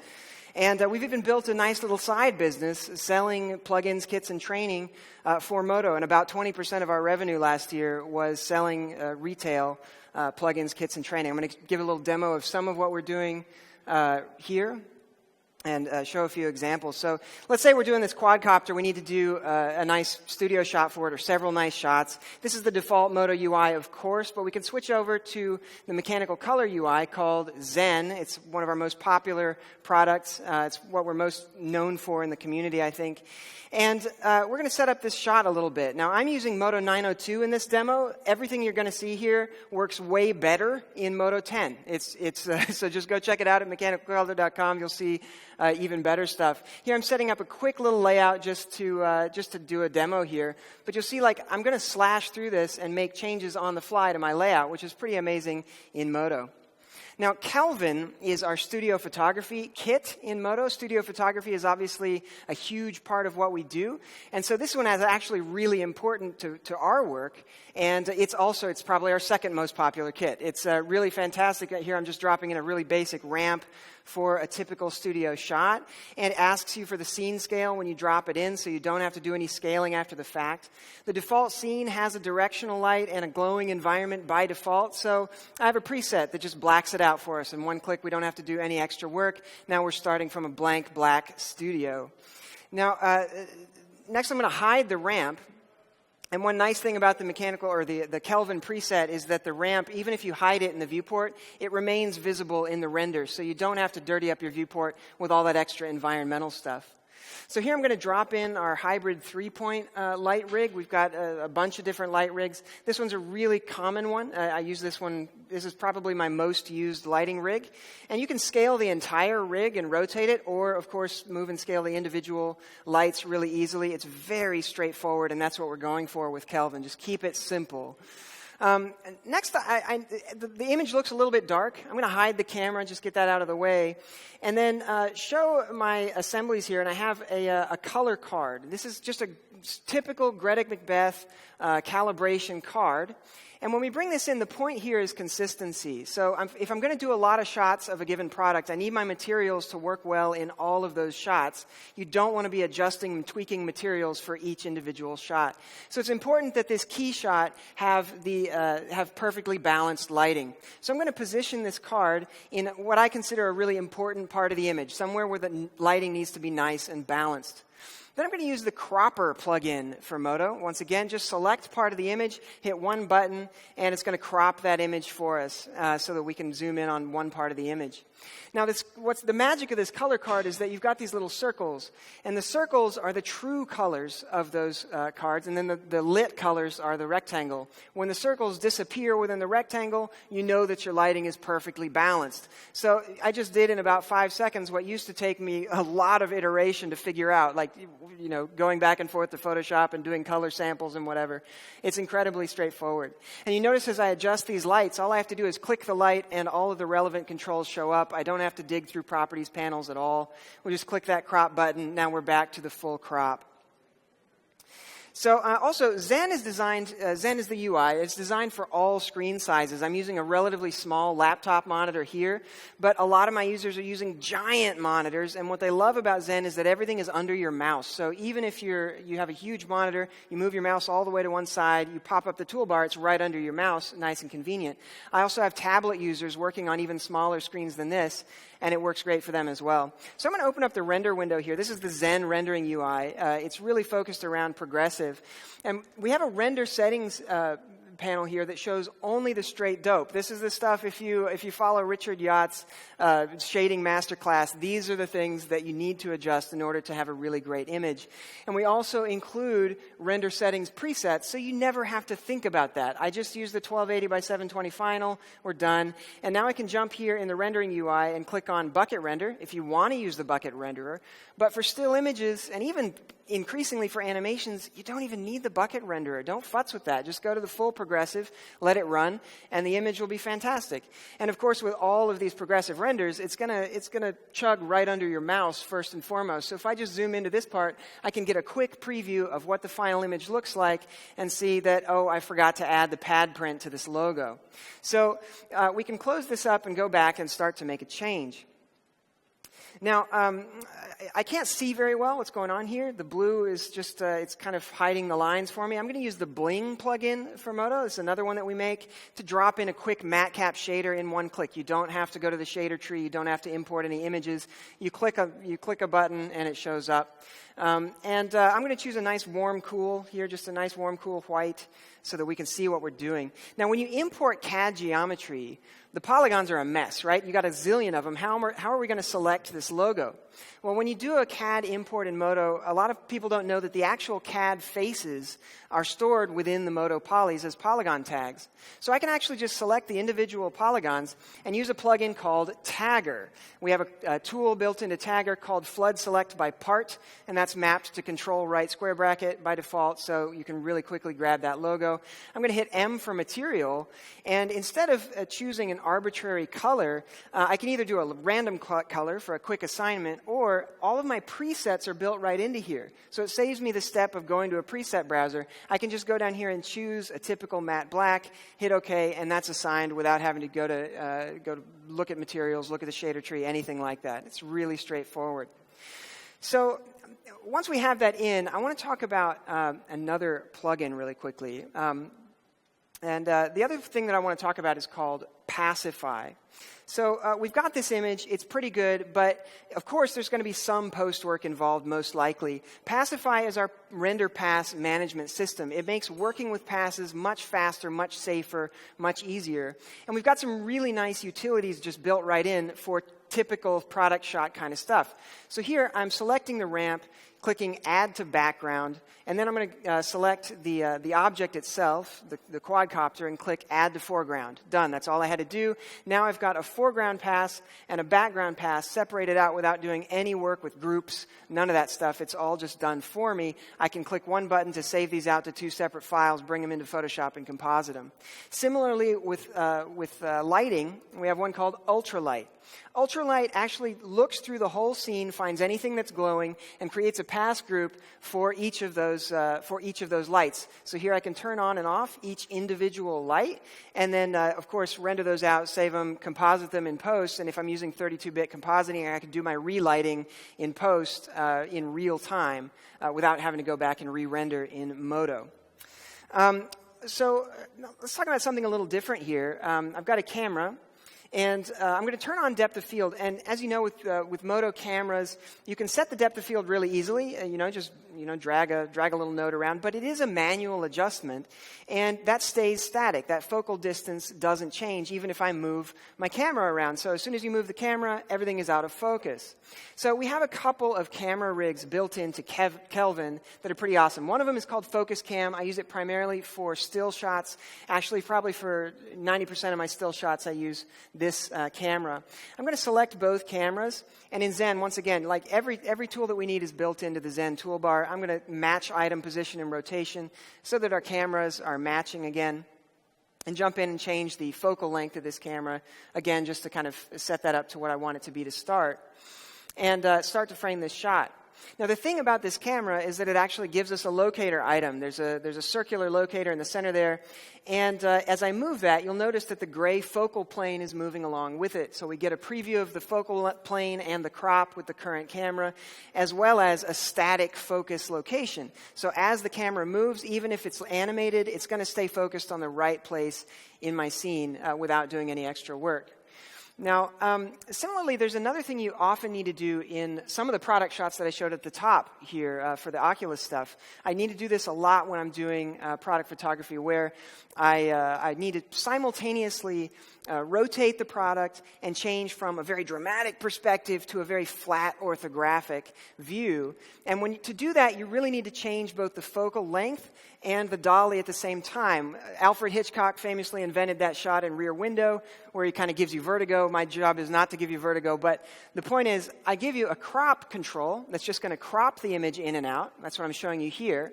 And then I also give you a dolly control. And when you change the dolly, it simultaneously changes the focal length of the lens so that you can actually animate between a very flat perspective and a very dramatic perspective in a single smooth motion. So this camera I probably use for 90% of my animated shots because it is much more controllable for that kind of thing. So now I want to talk about something totally different. Let's say that I've set up this shot, I've set up several other shots, and I'm ready to render them. Let's talk about Render Monkey. It's our batch rendering plugin for Modo. It's built right into Modo using the Modo UI API. All I have to do is click one button, select some files, hit open, and there they are in my batch. And this is actually being saved as a batch file that we can open later, just so you know. We'll come back to that. We have some parameters here, and all I do is click render. And I have several presets for half res, quarter res, eighth res, so that you can run a quick example. If you're going to run a large batch render over the weekend, you want to make sure that all your outputs are going the right place. Running a 16th res render really quickly will give you that information, and then you get this nice text file that tells you exactly what it did and whether there were any errors in any of the tasks and all that kind of stuff, so that you'll know before you run it whether it's going to work or not. Now, in this case, by default, it did save these images in a folder that was co-located with the original files, so it's very straightforward. But if you want to fine-tune that, all of that information is configurable within the batch. So we can do arbitrary frame ranges, which Modo can't do by default. Do 1 through 3, 6, 10, and 15 to 20. We can add a different destination, resolution, choose the camera or the pass group we want to use. We can even do things like override the default render command so that you can do things like baking. I have game artists using Render Monkey to do baking operations in batch, which is pretty cool. And of course, you can open these batch files in an external editor. So if you are a technical director running a pipeline, this is a godsend. And all of the documentation comes in by default, so you can very easily see how to set this up. It's pretty great in production. Now, so for more on these plugins and kits, go to mechanicalcolor.com. They're all there with lots of videos for each one. And we have a dozen of them. And we have a package called Dara that contains all of it. We have hundreds of users in all kinds of industries using this stuff right now in production, and they're sending us feedback every single day. I have a bug repository where people file stuff. We fix it within 24 hours pretty much every time. And so this stuff is so much better than it would have been otherwise. I'm also working on a new one called Replay, which is essentially a macro recording graphic UI that's going to make recording and editing and saving and exporting your macros and simple Python scripts super simple and easy. And these days, we also do a lot of custom development work in addition to our production imaging. So for more on anything that we offer, just shoot me an email, adam@mechanicalcolor.com. And yes, of course, you can spell that whichever way you do on your particular island. And yeah, so that's all good. Love it. Love it. You forgot one thing, though, Adam. Yeah. How much? How much is Dara? Dara is it's $400 pro, $200 non-commercial. It's ridiculous. That's less than a man day's worth of effort. Yeah.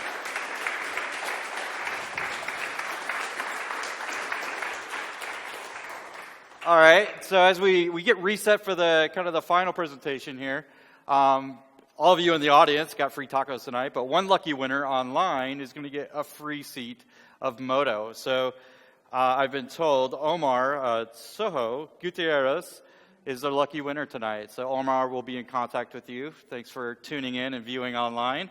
And congratulations.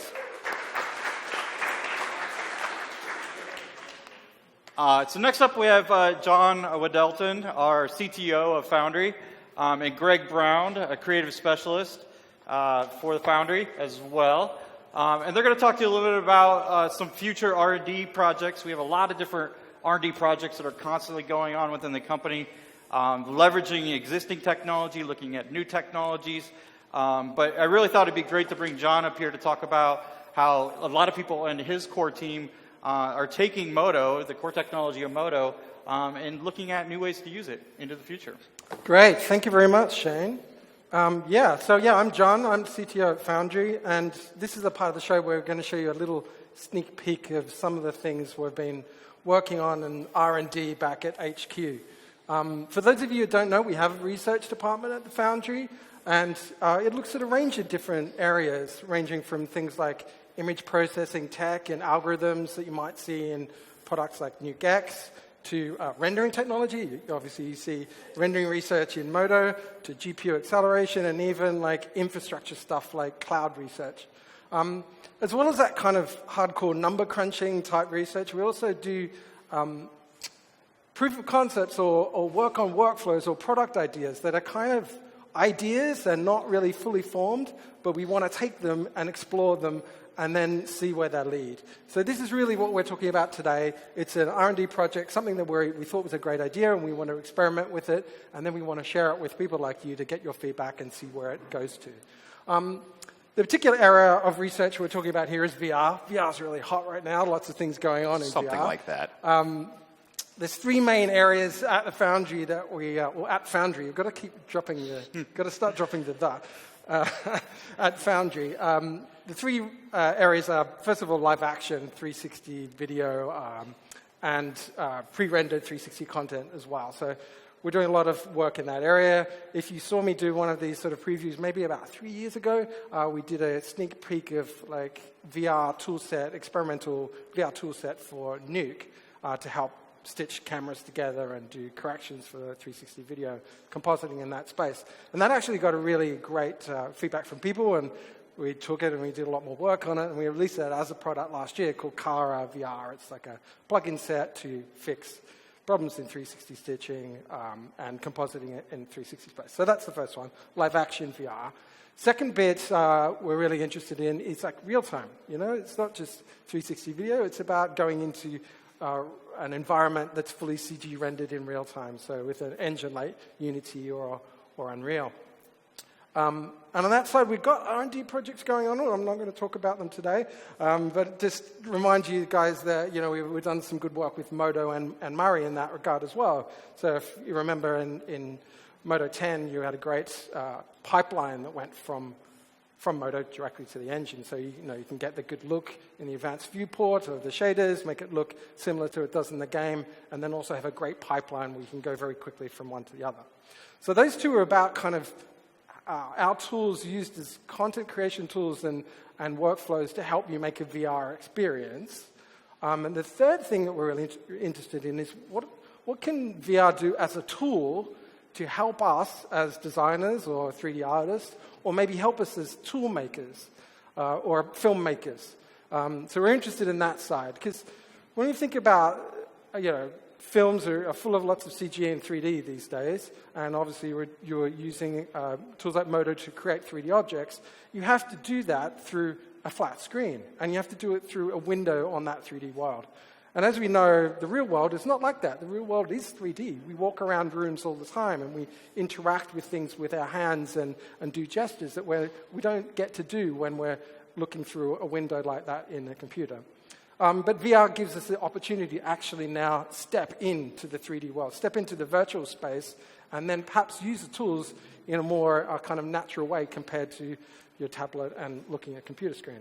So there's lots of examples of this. Stuff like, imagine I'm doing some concept design for a product, and I want to see what that looks like. And the old workflow might be, I'm going to ring up someone and actually get them to build it, and then, if I want to see it in the physical sense, I'm going to have to make a model of it, and that takes a long time. But with VR, you could model something and then put the headset in and see what it looks like in your living room straight away, and then iterate on that. Another example might be like CG animation. If you're doing a CG movie and you're wanting to do some virtual camera work, you have to do that on the flat screen. Again, it's kind of messing with icons and seeing what it looks like through that screen. Whereas, cameramen in the real world go out with a camera and they walk around and they block out shots. In VR, for CG animation, you can start to do that because you can go into that world and start to block out things. So I've talked a lot. I'm going to hand it over to Greg, who's going to give you a little bit of a sneak peek of this project. It's called, internally at the Foundry, Project Mayhem. Woohoo! Woohoo! Project Mayhem. Bit of R&D, a bit of experimentation about VR and Modo together. Absolutely. Thank you so much, John. All right. Well, yes, that deserves an applause. And I almost want to applaud again because he let me sit in on these meetings, which was really freaking awesome. All right. So my name is Greg Brown. I'm from the Foundry, as you guys know. And I'm going to show off this research project that we played around with, which is VR inside of Modo. And so just to kind of give you guys a little bit of background, I decided I wanted to be an artist when I was in high school. I had an amazing sculpture professor, got to give it a shout out. His name was Gershon Rappaport. And one day I came into class and I said, hey, Mr. Rapp, I want to work for LucasArts, like typical thing to say in the late 90s, right? Like, I want to be involved in computer graphics. I might as well have said the computer graphics because that's how much I knew about it. And Mr. Rapp actually said, you know what? I'm actually taking a 3D modeling course right now. It's really cool. I'm like, well, what do you mean 3D modeling? He's like, well, you can build an environment. For example, we could put a car in that environment, and then we could put a unicorn in the tailpipe of that car, and we could put a camera inside the tailpipe looking at the unicorn, looking out onto the environment.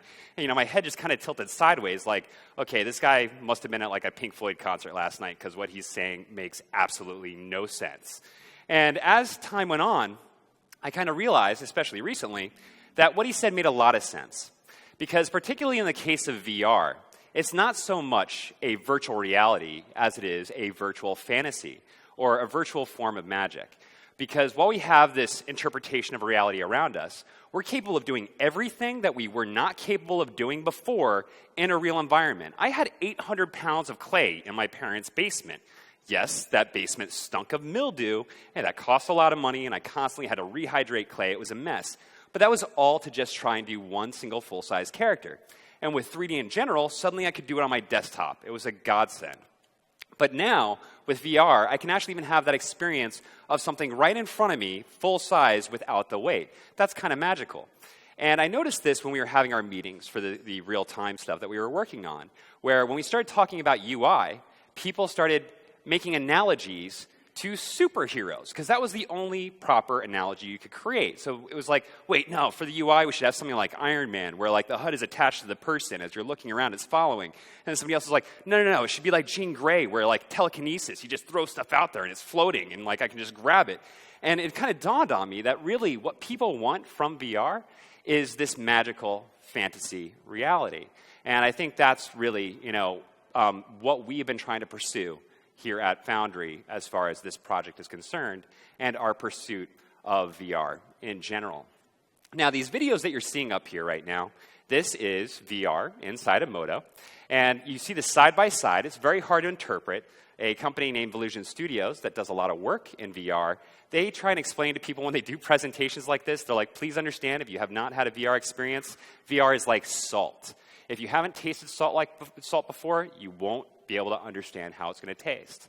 Now, right here, what you're looking at is me interacting in the VR environment, in a game-style environment, where I'm just teleporting on top of a ledge and walking around. And then with pinch-to-zoom navigation that you guys probably are very familiar with already, I can fly out from it and look down and evaluate textures and shading. And then teleport back to real-world scale, evaluate from the start of my level, go over to that rock that's way out in space, teleport on top of this, this rock face right here, and just climb on top of it. And we also even have tools, for instance, like this light tool, which at first I'm like, well, that's kind of silly. But then once I had a cave that was deep in shadow, turned out it was really useful being able to have a light tool, especially for evaluation. And I can select items, check out their wireframes, which is massively important for VR experiences, teleport over, take a look at that wireframe. And yeah, there we go. There's a perfect example of a problem. I've got some texture stretching right in that corner. Probably want to fix that after the fact. But I'm evaluating this by walking around, teleporting, and interacting at real-world scale, which is wonderful. And here's another character. This is Legion Commander from Dota 2. I've played this game. I've seen this character many times. I thought she was a lot bigger than me. I thought she was like 6'6". Turns out she's actually like 5'1". And so completely shifted my perception of this character. And as you can see, I can just navigate around and look at it even from the perspective that you would find in the game. Also, communication, like taking a look at that shoulder. Hey, I want that shoulder to be larger and rounder. This one I want to be smaller, maybe a little bit pointier. And so very easy to communicate to others what you really want from inside this environment. And again, selecting your objects and actually checking out the wireframes. This is vastly important for VR experiences because when you're actually inside this environment, every flaw, every error becomes extremely obvious. So there's a need for even higher fidelity, greater attention, and VR provides that. And the great thing is I can hop from working in Modo to just looking at it through the VR viewer back and forth and back and forth. And so we want to emphasize both the desktop experience and VR, and in this case, review. And here's a pulse rifle that I modeled actually for the VR Funhouse, a little webinar I did a while back. And I modeled it all on the desktop, and then I brought it into this VR experience. And I noticed after I did that, I'm like, wow, I would have done things a lot differently. And being able to actually work on it, though, and look at it really changed the experience because I could check out those wireframes, I can zoom in, look at the textures, and decide really where I want to focus my detail. And I can even position myself in a way as though I was really holding this weapon, looking over, sighting down the weapon itself. And I think that is extremely cool because that, adds a level of tangibility that just simply didn't exist before. We're always kind of assuming, like, okay, how's this going to look actually in engine, like once a character's actually holding it. Now I can actually hold it myself.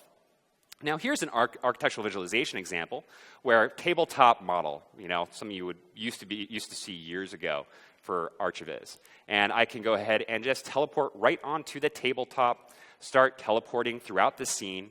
And this wall right here is a perfect example because when I was looking at the model on the desktop, I thought that was a curb. But it turns out it's more like waist height, so it's more of a wall. I can teleport through the entranceway over here, see how I feel about that or how somebody visiting this building would feel. And once I'm happy with that, I can use teleport. And one of my buddies constantly calls this Nightcrawler mode. The superhero references just seem to never end when you're talking about virtual reality. And I can hop over and check out this roof. How do I feel about this? Just things you can't do in the real world, experiences you can't have in a standard desktop experience, which I think is absolutely freaking incredible. This has changed my perspective on how content should be created, and I feel like virtual reality is actually an essential part of content creation in general at this point. So here is my tiny LA apartment. I just moved here a couple months ago. I looked at this apartment, the first apartment I looked at, and a month and a half later I came back and I said, please, please, please give it to me. And so I needed to figure out how to cram a whole lot of furniture in this tiny apartment, right? And I've got to get a Murphy bed. Yes, I really actually have to have a Murphy bed now. I'm kind of ashamed of that. But I needed to find out, does it collide with the ceiling? Stuff like that. I also have a 100-inch screen inside this room, and I need to see how it looks, from a distance, because I'm that guy. I'm going to put a 100-inch screen in a 200-square-foot space. And I can sit down on top of the couch, see how I feel about it. Is this right? I don't know. And so I've evaluated this whole space, and now that I know really, what I want in this space, now I just have to figure out how to pay for it, right? So I can also run animations, and I have some deformers attached to the screen that will, drop it or raise it back up, and I can expose the desk that it actually hides away. So this has really actually allowed me to be much more efficient in laying out what's supposed to be my home, right? And in a way that I would not have been able to do otherwise. So extremely cool ways of being able to even enhance the things I do in my daily life. And here's a wonderful scene that was made by Kevin Ketchum. Thank you, Kevin, because it's a beautiful car, and I can play an animation of this car coming towards me, and this is very important, and there's Modo auto-saving. Thank you for that, Modo. And so I can come over here and take a look at the car from the side, and hey, I want to take a look at the rim. I just kneel down and take a look at the rim the way you would in the real world, and check out the way that lighting is actually affecting the surface, and to really get an idea of what forms I have here. And then I can navigate right on inside of the vehicle and take a look at what the driver would see or what the passenger would see or any sort of person in the car would actually experience. And so pretty cool being able to feel like I'll ever be able to afford this freaking car, right? But awesome, awesome way of being able to interact with scenes that typically you would be slightly alienated from just in a desktop experience. And then I can play an animation of the car taking off, zooming off into the distance. Again, important, especially with vehicle design. I also can lean in right along, one of the facets on the car and check out how light plays over that surface. And so, tangibility. This is something that anybody from the past who's done vehicle design for a long time, it's what they're going to want to do. And here's Ace Hero. Ace Hero is a character we use for a lot of demos. I put on a little Gangnam-style animation on him from Mixamo. And if there's one thing I'm certain of, after putting this animation on the character, looking at him in a VR experience, I never, ever, ever want to see that again. It was horrific. It was offensive. And so now I can teleport around my character, take a look at it from multiple angles, which has obvious benefits for animation review. And I can even come over here to the front of the character, and I can stop my animation at any point in time. And we added a few different types of play controls here. So we have the ability to step forward and step back and choose a particular frame I want to look at. And then when I want to evaluate deformation, I just lean in and take a look at the deformation in the shoulders and decide, hey, probably need another deformer in that shoulder to try and actually get the look that I want it to actually have. And so just being able to pick up the headset at any point in time and check these things out and then go back to the desktop experience, I think is a pretty spectacular way of working. And so aside from all the awesome stuff that we have in this VR research project, it's also led to tangible improvements to Modo in general. And so I'm going to open up Modo 10.2 right here. And so one of the scenes you saw, the island scene, this, just navigating around it, the regular desktop interface, you can see this was great. The advanced viewport, major improvement for us. But, it had some shadow problems here and there. We definitely wanted to add some higher quality options to the advanced viewport. And if I hop on over into the Modo VR build, just VR research project, I can take a look at the improvements. You can see if I come out here and take a look at the cave, shadows are dramatically improved. And now that is because we now have cascade shadow maps. So if I go ahead and pop this on open, you can see we can choose the number of cascades. We can choose the actual shadow size itself. So a lot more control over the quality. And also, we have options to modify the level of shading. We can hop over into basic shading or even simple and see a very simplified view, because in the case of VR, performance is a massive challenge. We did so much to improve the performance of this viewport for VR. If I continue coming on down here, take a look at some of the other nice features that we added. Line anti-aliasing is currently set to full. And so if I hop on over, take a look at this wireframe right here, you may not notice the difference immediately, but it has line anti-aliasing enabled on it. And I'll make sure this stays open now. And if I drop this down to off, you can see this is much more similar to what you'd have seen in the past, very alias lines. And so if I go ahead and turn on full, this has a tremendous impact when you have the headset on at any time. Now, also, we have great features that were added, like threaded rendering, HMD resolution scale. By the way, HMD stands for head-mounted display, so you actually can alter the scale of your VR experience to either make it lower resolution for performance, or once we have the hardware that's capable of it, throw it up to 2 or 3 times in super sample and even get higher quality. And on top of that, there's a lot of under-the-hood performance improvements that we also added just for the sake of VR. And so now comparing, the quality and performance from this version, this old version, which is 10.2, and the performance improvements that were added during this VR research project, we had like 20 or 30% performance improvement and a dramatic improvement in quality as well. Another thing that we added, if I just zoom on down here to get a nice glancing angle, if I hop on over into 10.2, is texture filtering. If you had a large plane that has repeating textures, as you can see right here, we get this really nasty, jagged kind of alias look. And so we added texture filtering so that doesn't happen anymore. And surprisingly, despite all these additional fidelity improvements, performance on top of all that improved as well. So the research projects that we do at the Foundry, it leads to really cool research projects, such as this VR and Modo research project. But we also try and make sure that it also has tangible benefits for our existing products, things like, Modo. And you will be seeing this in future versions of Modo. And so extremely cool that we're able to work on such amazing new technology and make sure it benefits our existing users and our existing packages in the way that it does. And so, thank you so much for coming by, listening to us. We're very excited about these projects. And thank you, Duncan Hopkins and Gregory Duquesne, for this awesome work, because you guys are seriously amazing, amazing people. Thanks a lot.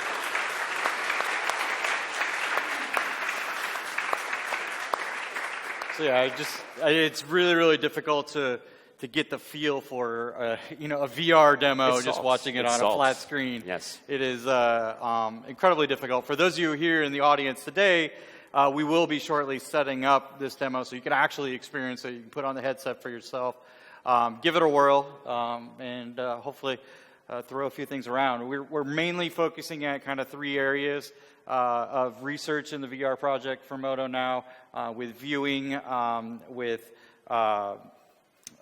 modeling. There's different modeling aspects in there as well, and layout aspects of things. So we're kind of focused on those areas, and hopefully throughout this year we'll be able to present more and more as we advance this. But as Greg mentioned, it isn't just about Modo VR. It's about how we can also just further the core engine of Modo and bring that back into every user, even those that aren't necessarily interested into VR. So thanks again. Thank you.